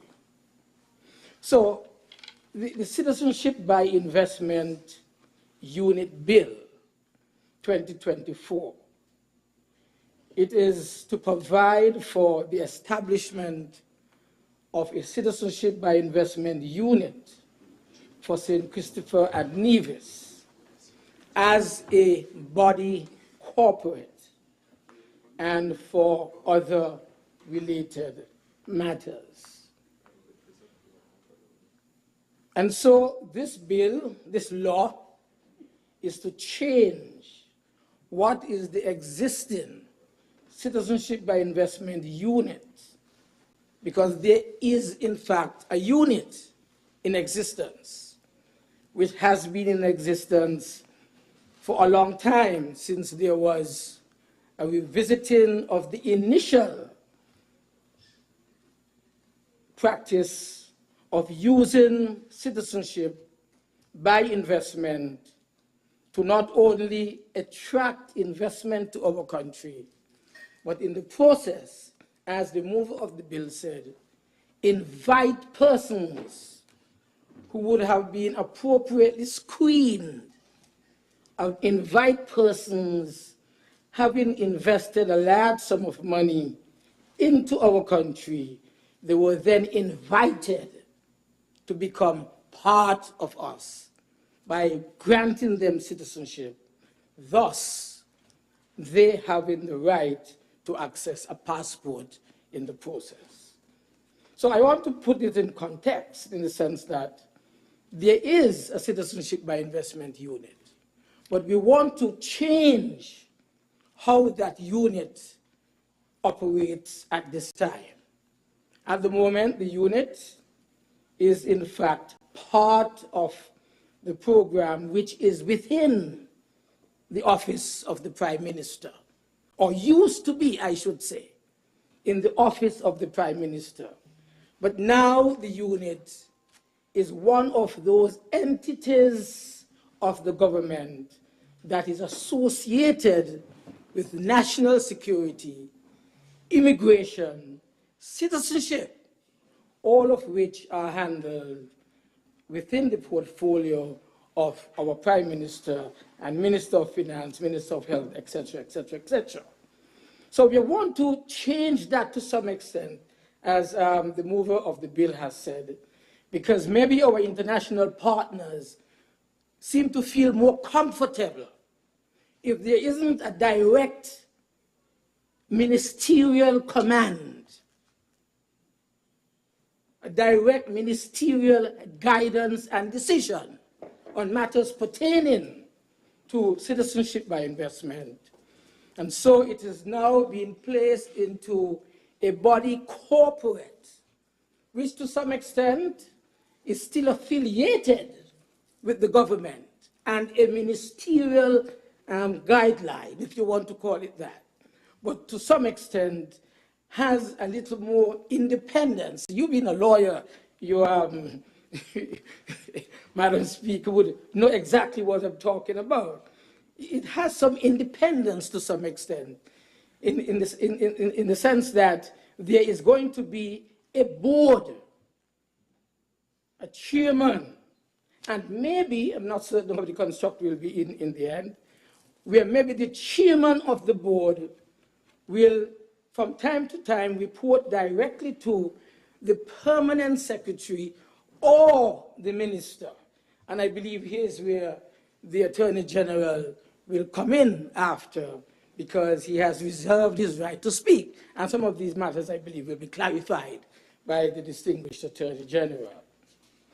But what I want to say around what is the main thrust of this piece of legislation is that the history of the program is important, which is what I think the mover of the bill spent quite a bit of time on dealing with. The program came out of what was our independence legislation at independence constitution, at the point of attaining independence from Great Britain. To some extent, it empowered the new government with the right to determine who gets citizenship. Not that it was not there before, but the construct was different in the new constitution. And so it was under the time of our first Prime Minister that this very important tool was being used to advance development, attract investment into our country. I had the opportunity and privilege, Madam Speaker, together with the men and the women who served with me in Parliament at the time when we saw that the sugar industry was failing, that we had to think out of the box as to how we were going to be able to move our country forward despite the failure of the sugar industry, which for 400 years had sustained the economic development of our country, and thus, to a large extent, of our own people here in St. Kitts and Nevis.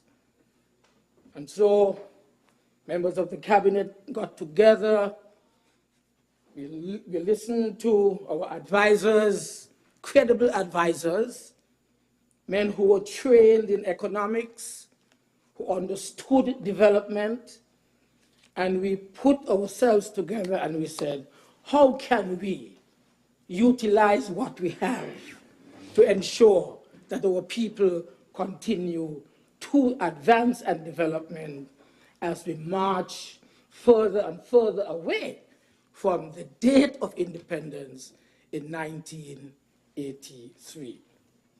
And to a large extent, we came up with a revisiting of the practice of granting citizenship to persons in order to encourage investment.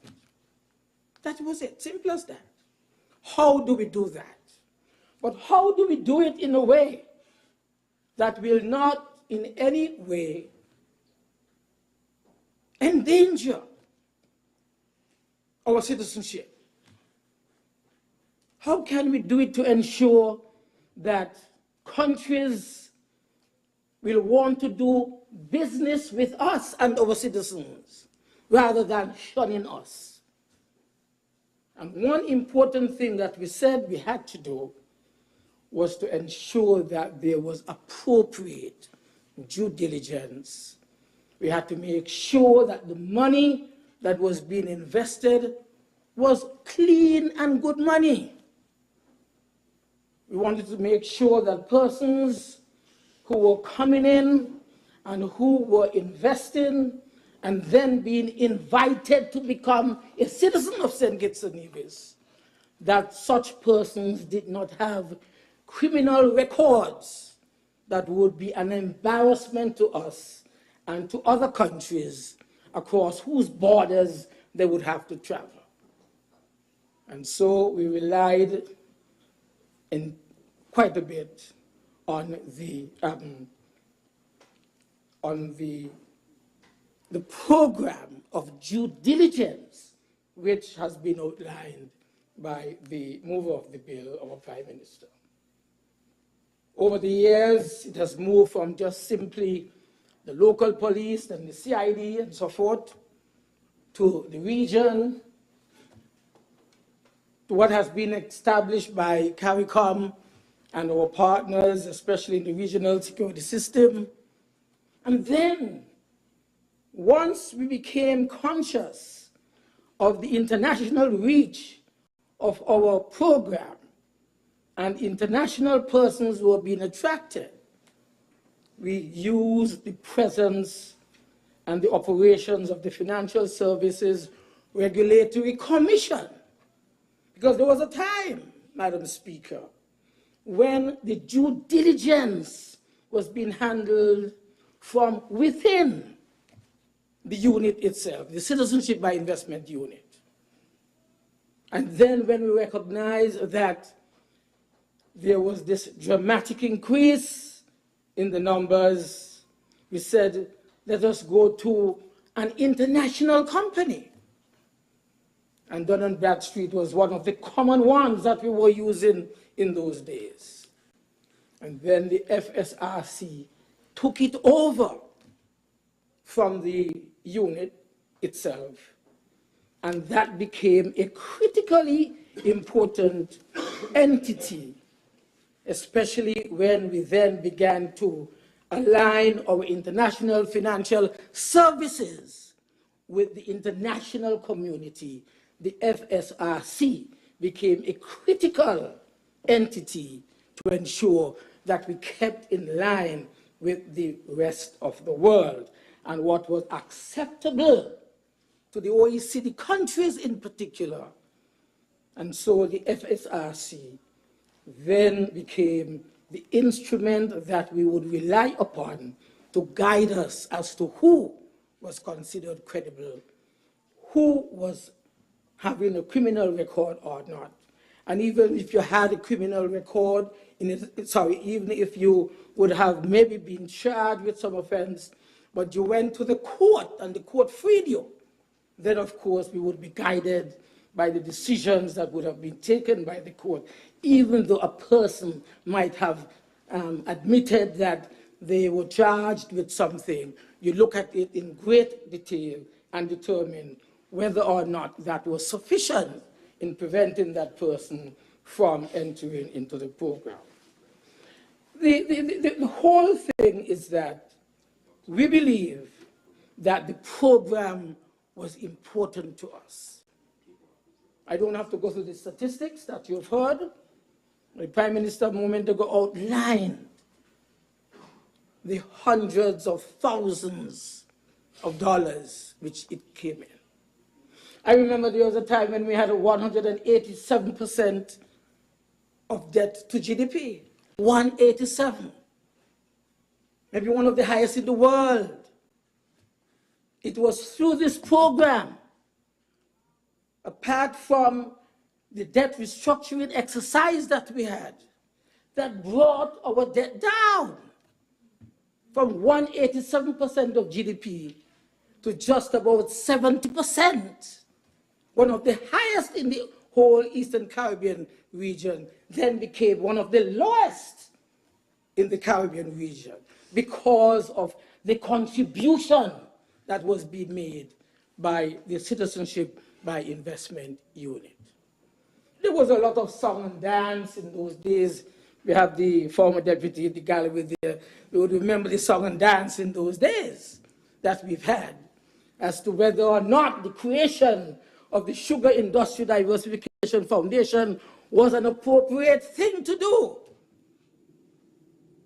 Where should the money from the SIDF go? Should it remain in the vaults of the corporation, of the foundation, sorry? Or it should be into the consolidated fund?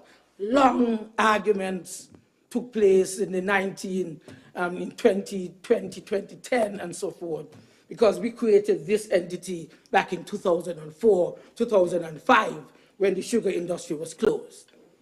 The point I want to make, Madam Speaker, is that we cannot allow persons for their own personal ambitions and gains, persons who might have become bankrupt, persons who are still having problems with this government and persons in this government, to take out and empty their claw on us here in this country with regard to the Citizenship by Investment program.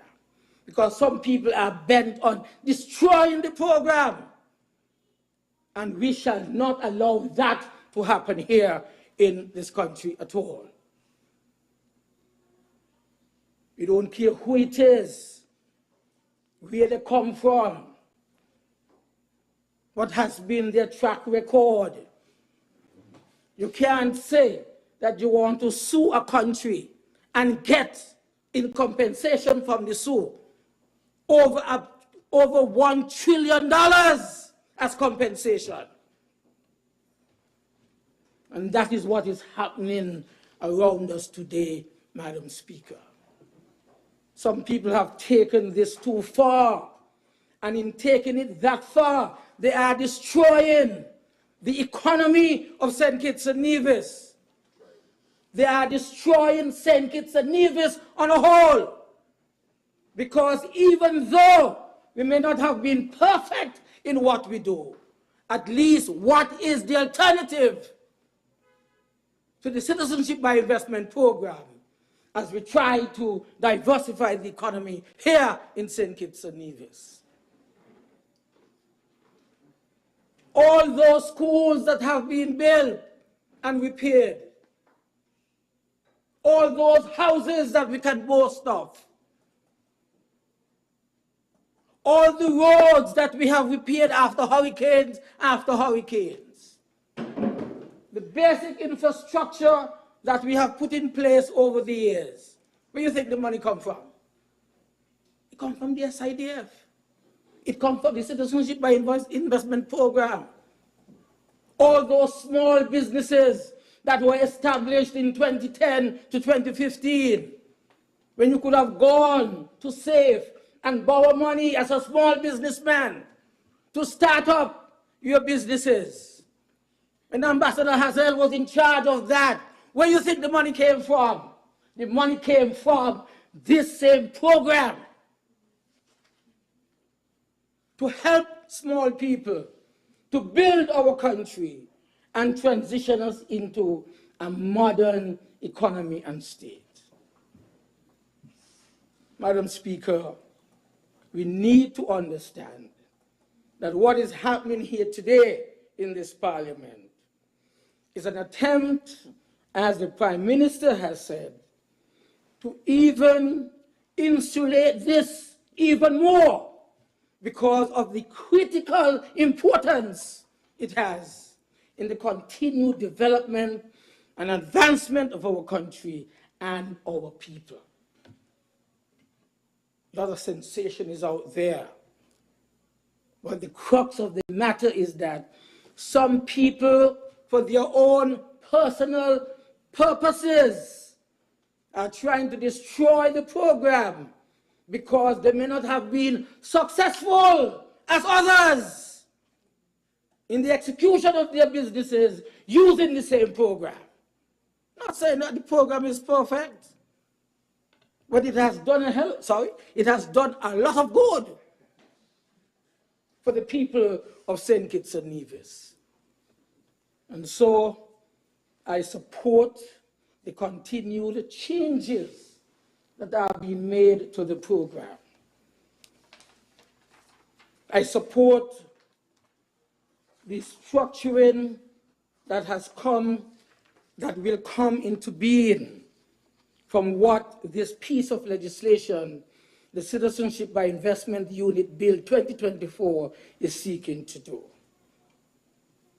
We have to make sure, however, and I think the Prime Minister, the mover of the bill, outlined that the money which is being collected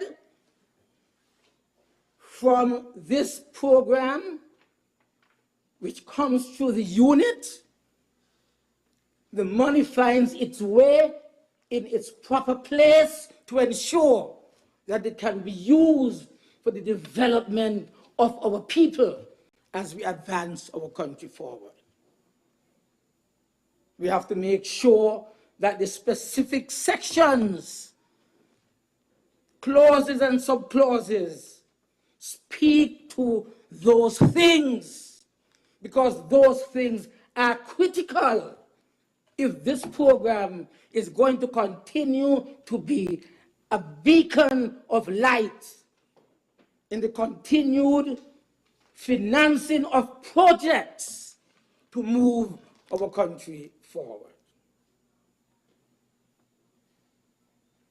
Madam Speaker, I don't think I have much more to say. I just wanted to make and emphasize those things. The structure is here, it has been outlined. The bill is a relatively short bill. It has, Madam Speaker, only a few sections, 18 sections. It outlines the accountability annually, the annual report. It speaks to the accounts. It speaks to the auditing, because this program, this unit, whether the unit is tasked with handling most of the funds, or the funds are placed mostly into the consolidated fund, the important thing, Madam Speaker, is access to those funds to finance the development of our people and to advance our country. That is what I think has to be safeguarded. With those few words, thank you, Madam Speaker, for the opportunity. Thank you to the honourable member for St. Christopher 6. Is there another presenter? Recognize the Honourable Attorney General.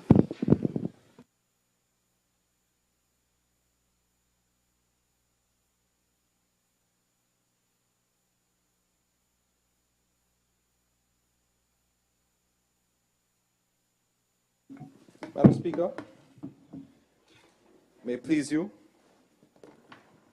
having reserved my right to speak on the bill, I don't have much to add, as the Prime Ministers that have spoken before me has spoken in great detail about this simple yet very important bill titled the Citizenship by Investment Unit Bill.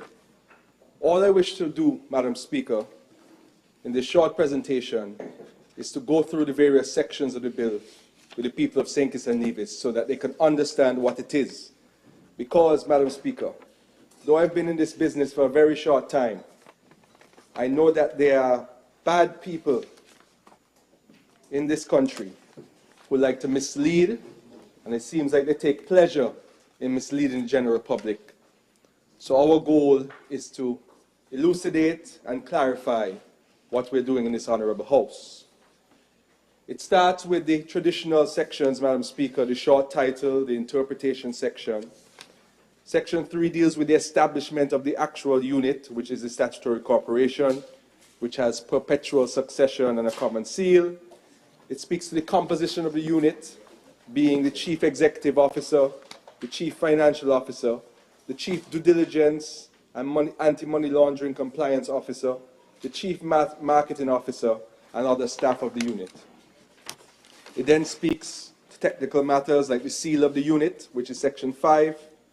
6 is the appointment and function of the Citizenship by Investment Board of Governors, who also serve on the board as the board of directors of the unit. It speaks to their general responsibilities. It then speaks to the membership of the Board of Governors, and the minister shall appoint the various persons. And they shall not, the board shall consist of not less than 5 and not more than 7 persons. The board is supposed to meet at least once a month and keep proper minutes of its proceedings. That's section 8. Section 9 is a standard section which validates the proceedings of the board of directors. Section 10 is disclosure of interests. So any of the members of the board of directors have to disclose any interest in any decisions that are made by the board of directors, the board of governors. The board of governors are to be gazetted, that's section 11. They can be paid by way of remuneration appointed by the minister with the approval of the cabinet. That's a standard clause in most statutory corporations. It then speaks to the chief executive officer and the responsibilities of the chief executive officer.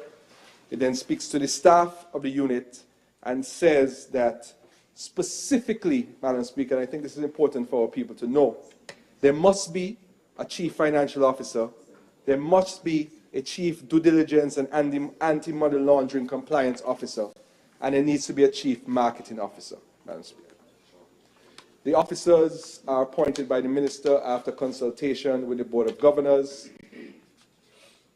Then there's section 15, which is standard for most statutory corporations, which provides that persons in the civil service, appointed in the civil service, can be seconded to the corporation. It also speaks to something that is in practice now in the unit, but now is formally in place, which is Section 16, the oath of secrecy and confidentiality, which all persons must take when working with the unit. Section 17 is a standard section related to protection from liability of the members of the board once they act in good faith.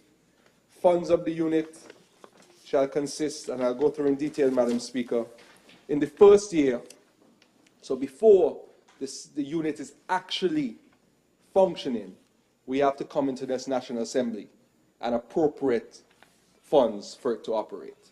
So in the first year, money is appropriated by the National Assembly. All non-refundable application processing fees paid to the unit, I believe that fee is around $250 per application. All non-refundable application fees paid by authorized agents. Authorizations pay an annual fee to the unit to be registered as authorized agents to submit applications. All non-refundable application fees paid by international marketing agents. Any net balance of the non-refundable fees paid to the unit for due diligence background checks and related to an application. Madam Speaker, there's a fee for the due diligence process. However, the cost of the due diligence is less than the fee. So any net balance or profit from those fees can be used for the operations of the unit. And I think this is important for people to know. A percentage of the post-approval in principle application fees, as determined by the Federal Cabinet after consultation with the Financial Secretary, which percentage shall not exceed 50%. So in other words, Madam Speaker, the application fees, which range around I think it's 20 or 25,000 US dollars per applicant, main applicant, and less for the dependents and so forth. That is a lot of money. So we believe that the unit will be able to function based on the items I referred to earlier. But if Cabinet believes, based on the report from the unit, that they are not making enough money to function, then the power is with the Cabinet to then determine, after sitting down with the Financial Secretary, whether to apportion a certain percentage of the application fees to the operation of the unit. And it cannot exceed 50%. And then monies that the unit may borrow from time to time, and any other sums that become vested in the unit. People might donate money to the unit. Those are the funds that operate the unit. Other than that, Madam Speaker, Section 18 says the payments, other than that, the funds that are received for the post-approval in principle application fees and any sustainable island state contributions, SISCs are currently 250,000 US dollars. Those checks will be written to the Accountant General and paid into the consolidated fund. Madam Speaker. Madam Speaker, the unit also has borrowing powers, as is typical of any corporation. The government may guarantee any loan that the unit may have to take. The unit shall not dispose of any capital assets without permission from the minister. The financial year is set in Section 23. The accounts, as the Prime Minister and member for number 8 said earlier, have to be kept, proper accounts. There must be an 24. Oh, sorry. Proper accounts may be kept. I don't understand now. The audit must be done annually. And the audit, Madam Speaker, is published in the Gazette. Because such an important statutory corporation, there must be transparency. The ultimate transparency is any human being with the fee payable to the Gazette can access the audit of the CBI unit. And then there's an annual report that is tabled in this National Assembly. And to answer the question for the member for number 6, former Prime Minister, there's a general section 27 which says the minister may give the Board of Governors directions of a general nature in respect of the policy to be followed by the unit in performance of its functions. and the Board of Governors shall comply with those directions. That is a standard clause, Madam Speaker, that is found in most of the statutory corporations in St. Kitts and Nevis, where the policy directive of the minister, a statutory corporation being an arm of the executive, the minister can give general directions as to policy for the unit. And the last section, Madam Speaker, is that the minister may create regulations. So as you can see, Madam Speaker, it's a very simple bill, but very important. And I think, having gone through, I hope that everyone understands what it is, and that when the misinformation is published by enemies of the state, our people can say that their parliamentarians have said what this bill represents, and no one can fool them off with their propaganda and lies. With that said, Madam Speaker, I wish the bill safe passage.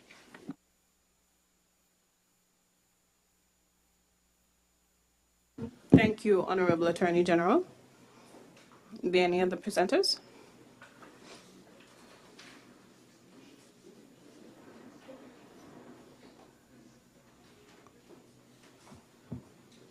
Madam Speaker, I rise.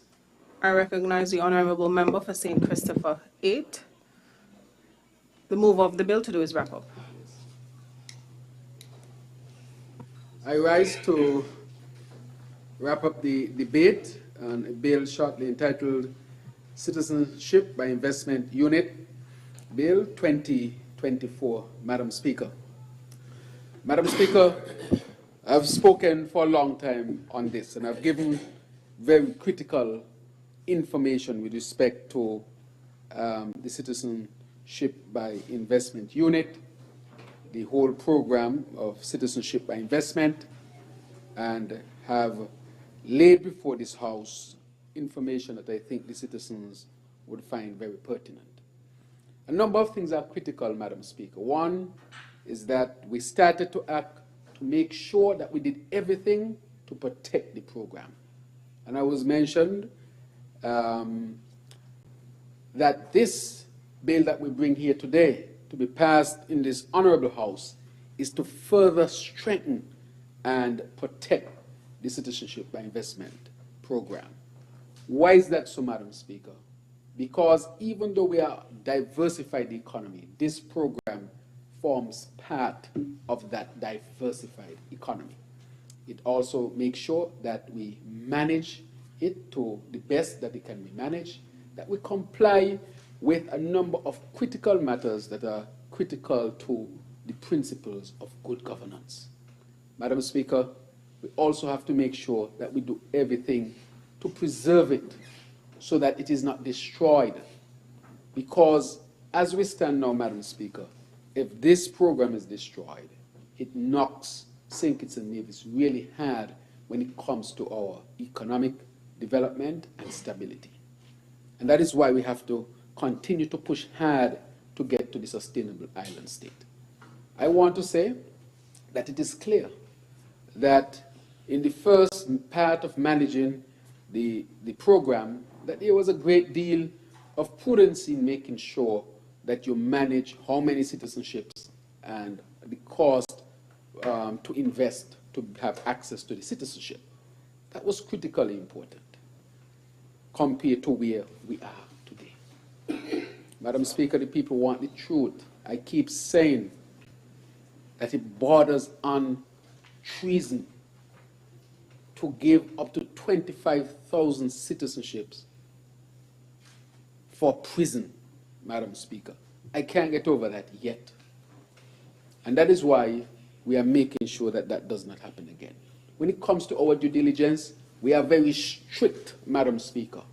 You have to go through a number of loops in order for you to be declared having a clean due diligence report, Madam Speaker, that we're not compromising on. And we're even strengthening it by adding an international security agent, or unit that will deal with continued due diligence and monitoring to engender further confidence in our international partners that we are serious about security. It is all of our duty in St. Kitts and Nevis to protect this program, Madam Speaker. It is all it is the duty of all to protect its reputation, to protect the financial benefits, to protect the country on the whole, Madam Speaker. I cannot stress that enough. And with all that has been happening around this program, let it be clear that our strategic approach has always been to make this program strong and to set it on the principles of good governance. We are not reacting to anything, Madam Speaker. This bill was read for the first time in this honorable House before all of this that is happening presently. So we are not reacting to anything. This was laid and it's following the strategic path up to the point where we will have our investment summit, where at that summit we want to, of course, reveal the revamped program, which is very, very soon, Madam Speaker. That is a strategic plan that we have to make sure that our international partners are satisfied, to make sure that those who use the Citizenship by Investment program for projects, that they too have a stable and secure program, to ensure that they continue to serve St. Kitts and Nevis in the way that it should serve us, Madam Speaker. So we are not reacting. I'm hopeful now that our people can see why we acted with such urgency, Madam Speaker, in terms of dealing with, resolving the issues surrounding the governance of the program, where we acted with such, I wouldn't say haste, but we made haste slowly, in the sense that we were prudent in making sure that everything that we wanted to be put in place, be put in place. There are challenges, Madam Speaker. We are at the crossroads. We are not out of the woods, but we continue to work hard and diligently to make sure that this program survives and is protected. This has been, as I say, the most challenging of all the things that we inherited. Madam Speaker, I want to reiterate the point that what happened was a travesty. And to add to that, to then try to deceive the people.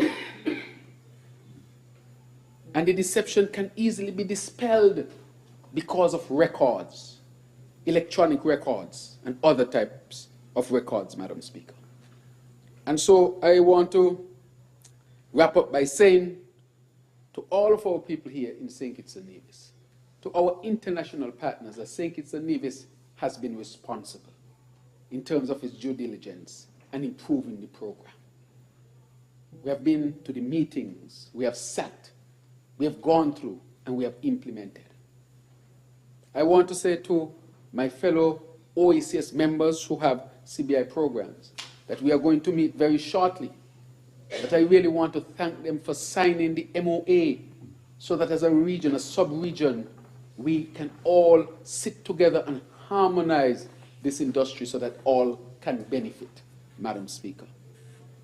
I want to also thank those who mean well for St. Kitts and Nevis and have been rooting for St. Kitts and Nevis and helping us to get through this challenging period, Madam Speaker. I want to thank the Cabinet of Ministers who have also been working tirelessly hard with me as the Minister, the AG and so forth, to get the regulations in place.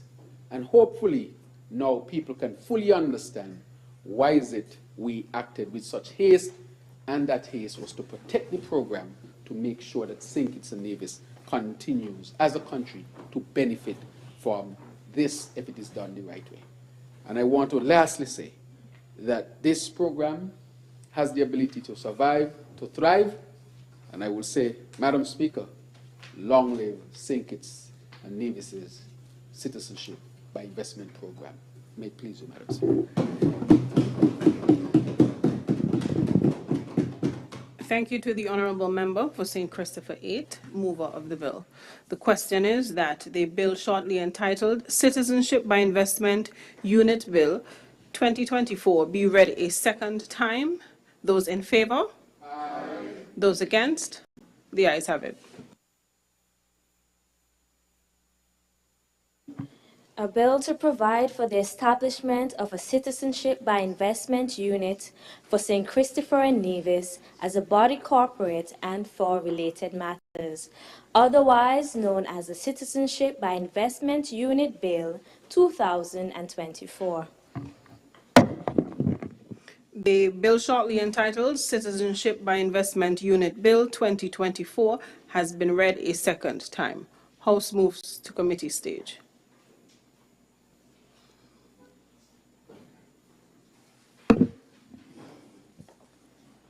Honorable AJ. Madam Speaker, there's one proposed change to the short title. Your mic, AG. Yes, Madam Speaker, there's one proposed change to Section 1 to introduce a commencement provision so that the various sections of the legislation can be brought in at different times. For example, the Board of Governors will have to be set up to start interviewing for staff members and the various positions. So that will need to be done before the unit can actually become operationalized.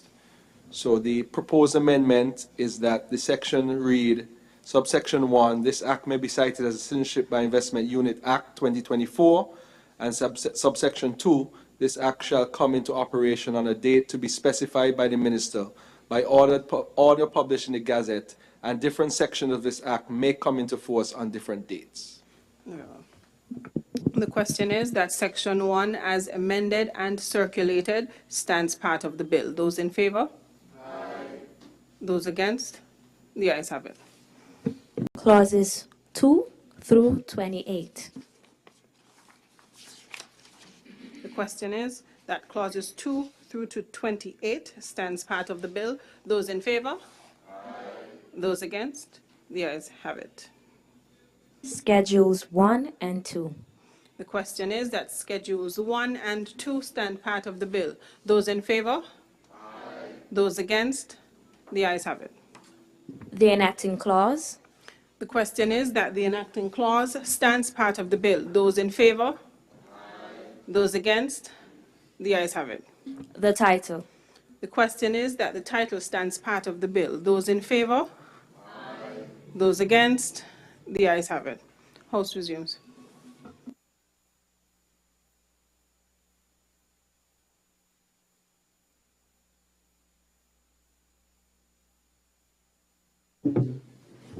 I recognize the honourable member for St. Christopher 8.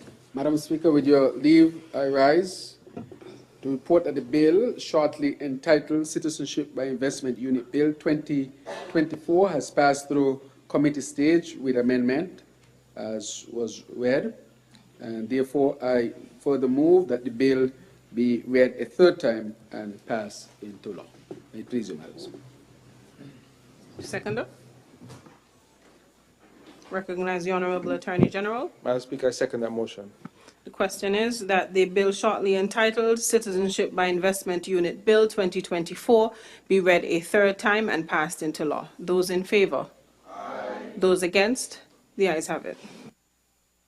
A bill to provide for the establishment of a citizenship by investment unit for St. Christopher and Nevis as a body corporate and for related matters, otherwise known as the Citizenship by Investment Unit Bill 2024. The bill shortly entitled Citizenship by Investment Unit Bill 2024 has been read a third time and passed into law.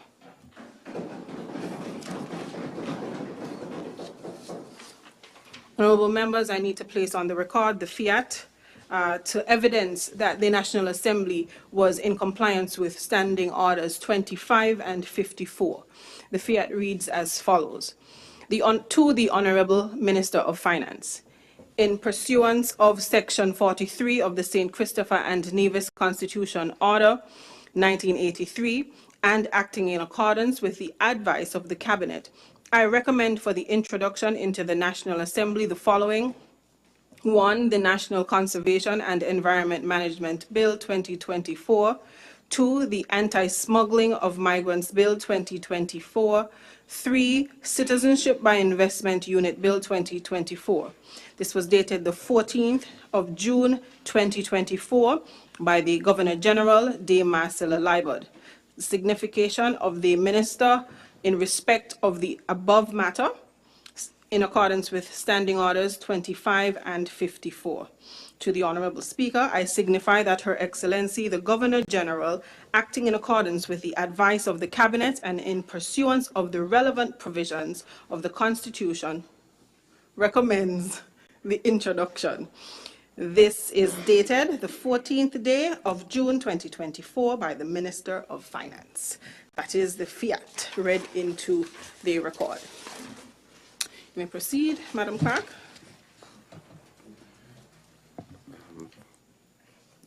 I recognize Yes, Madam the Honourable Speaker, at Member. this moment, we'd like to suggest a 10-minute break, Very well. leave, in preparation for conclusion of today's session. Very well. I will ask for 10 minutes.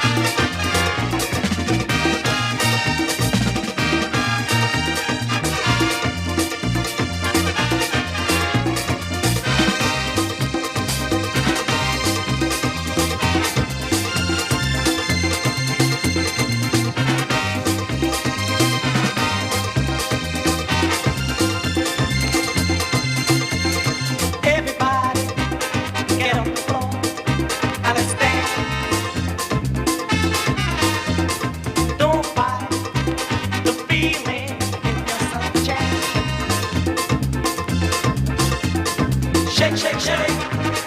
Shake, shake, shake. Shake your booty. Shake your booty. Shake, shake, shake. Shake, shake, shake. Shake your booty. Shake your booty.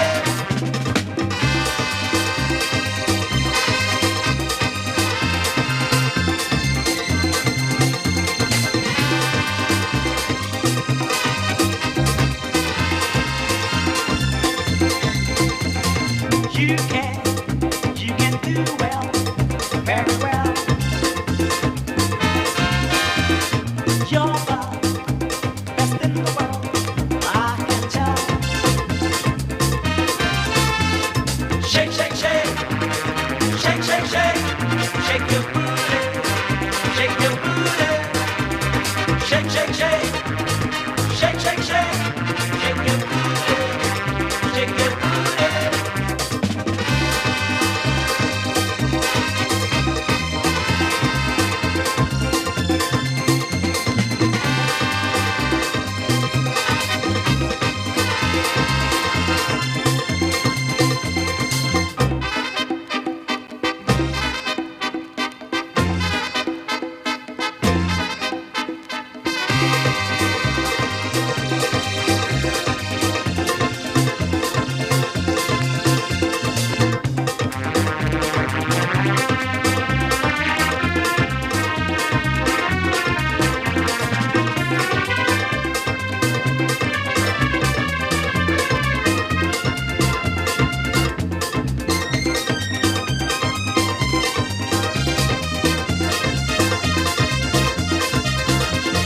Shake, shake, shake, shake, shake, shake, shake your booty, shake your booty.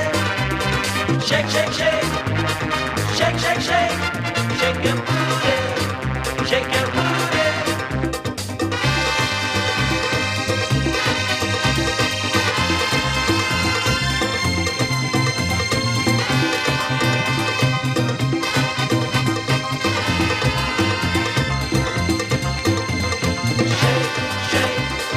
Shake, shake, shake your booty. Shake, shake, shake, shake, shake your booty. Shake, shake, shake, shake.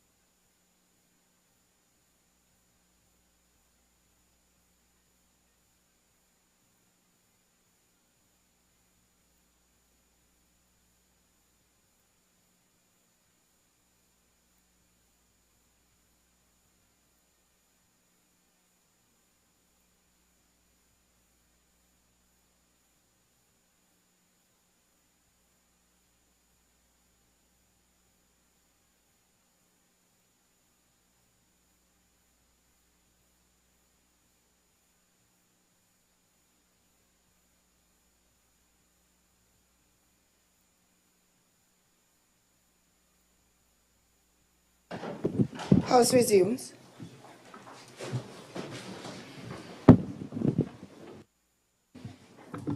Next item. Motions, resolutions. Madam Deputy Speaker, with your leave, I rise to lay and read before this Honorable House a resolution titled Resolution of the National Assembly of St. Christopher Nevis authorizing guarantee for the National Housing Corporation Climate Smart Homes Program.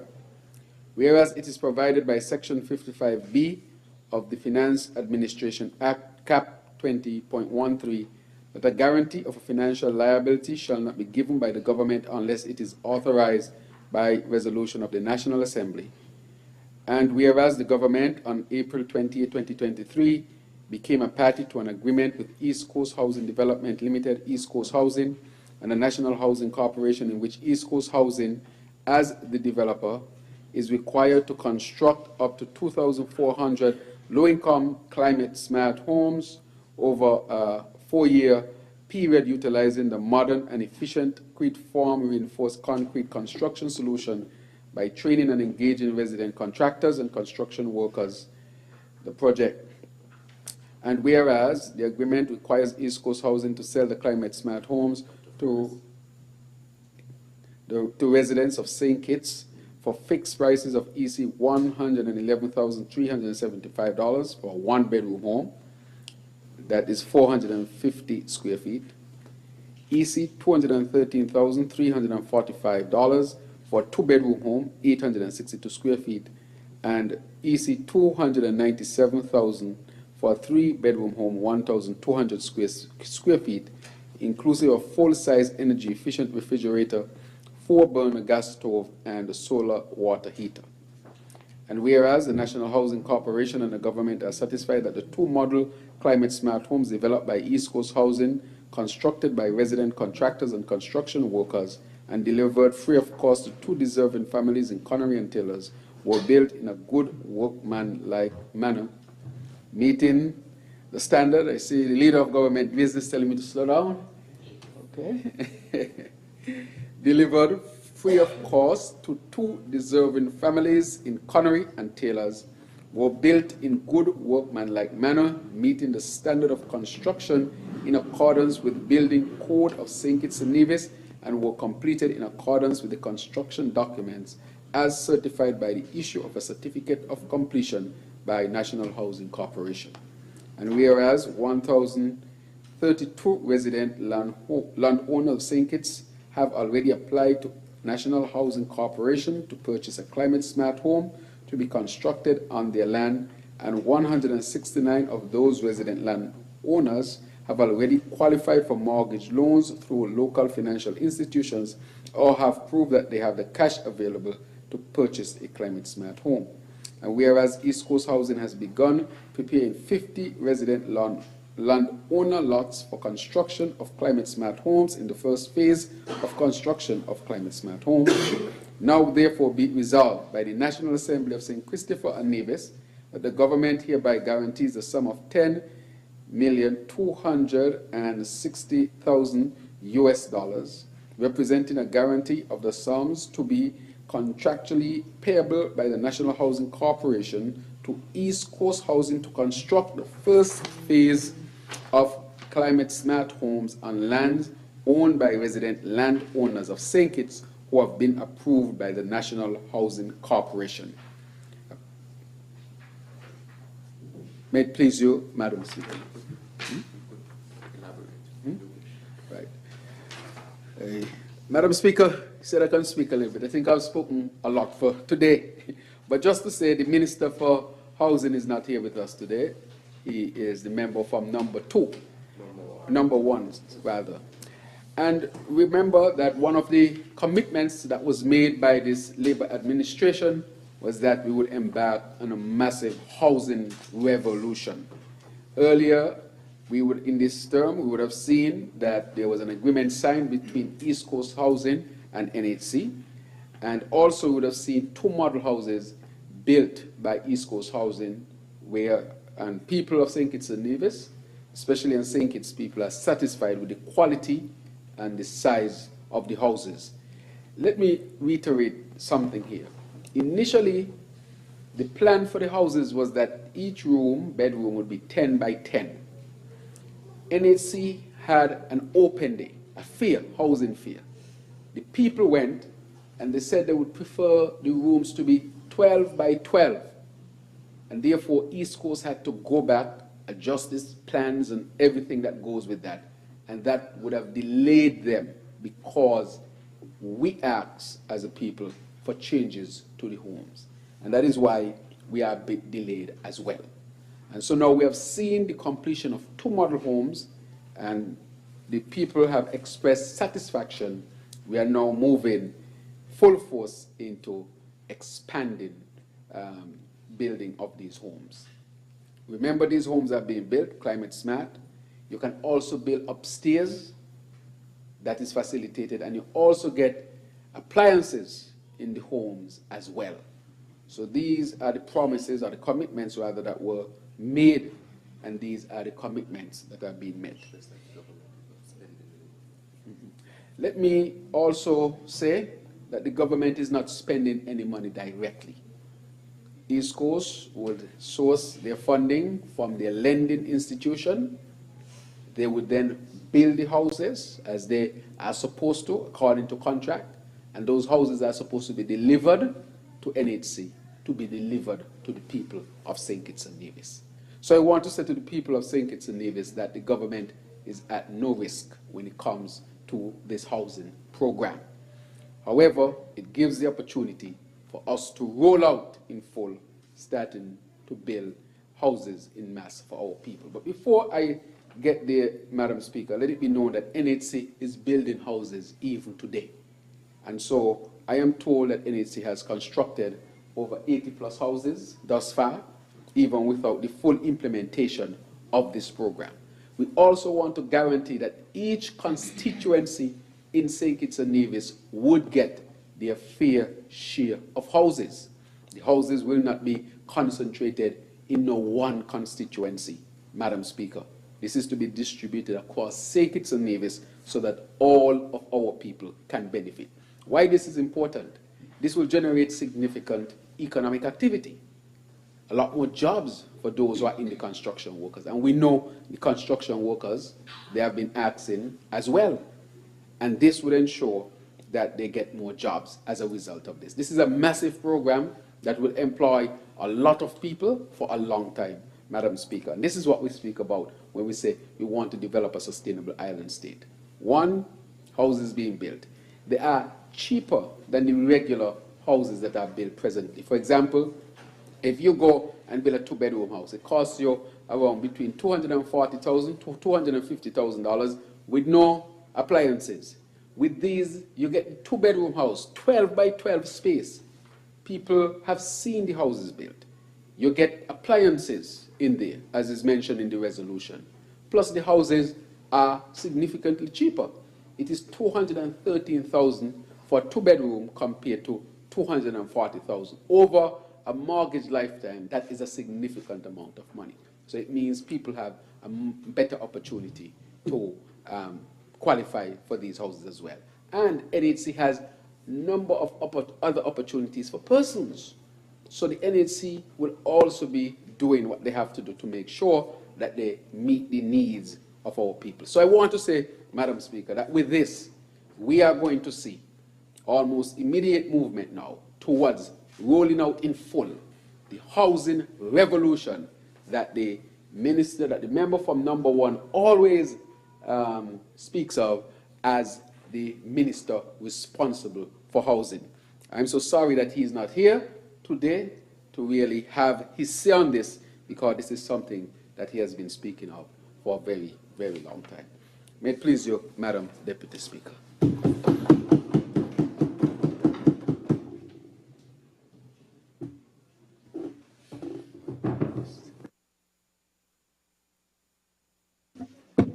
Seconder. Madam Speaker, I second the motion. The question is that the resolution of the National Assembly of St. Christopher Nevis authorizing guarantee for the National Housing Corporation Climate Smart Homes Program be adopted. Those in favor? Aye. Those against? The ayes have it. The resolution of the National Assembly of St. Christopher Nevis authorizing guarantee for the National Housing Corporation Climate Smart Homes Program has been adopted.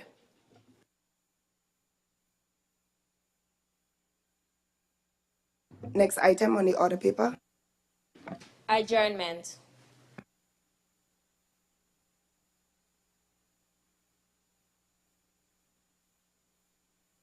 I recognize the honorable member for St. Christopher 8. Yeah, Madam Speaker, just allow me to say one thing. Mr. Samuel, Delbert Samuel, rather, better known as Ubuto, was laid to rest yesterday in St. Peter's. I attended the funeral virtually because I was stuck in Miami because of the weather and could not get out. I was able, however, to send a videotape message from my hotel room. I just want to extend again my deepest condolences to his wife and to his family and to the greater St. Peter's area. I want to say that he was a tremendous source of support. He was a good man, and he has gone on to be with his Lord. And may his soul rest in eternal peace. May it please you, Madam Speaker. Thank you, honorable member for St. Christopher 8. I recognize the honorable member for St. Christopher 3. Madam, with your leave, I rise to move a motion to have this House adjourn sine die.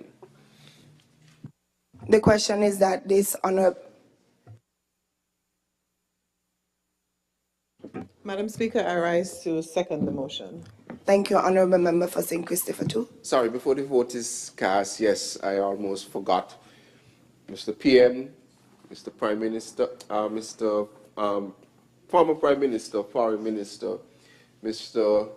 AG, Mr. Member from number 4, not the clerk as yet, Deputy Clerk, members in the gallery, and all who are listening. We want to take this opportunity from the government side to wish all fathers a very happy Father's Day on Sunday coming. Fathers sometimes, are not as praised as the mothers, sometimes for good reason. But among us, there are some very good men who are doing some very good things for their children, and we need to celebrate them. So anyone that you know who has fathered or who has been a father to anyone, I want us to wish them all happy Father's Day. To my own father, who has taught me a lot, and his father, and so on, etc.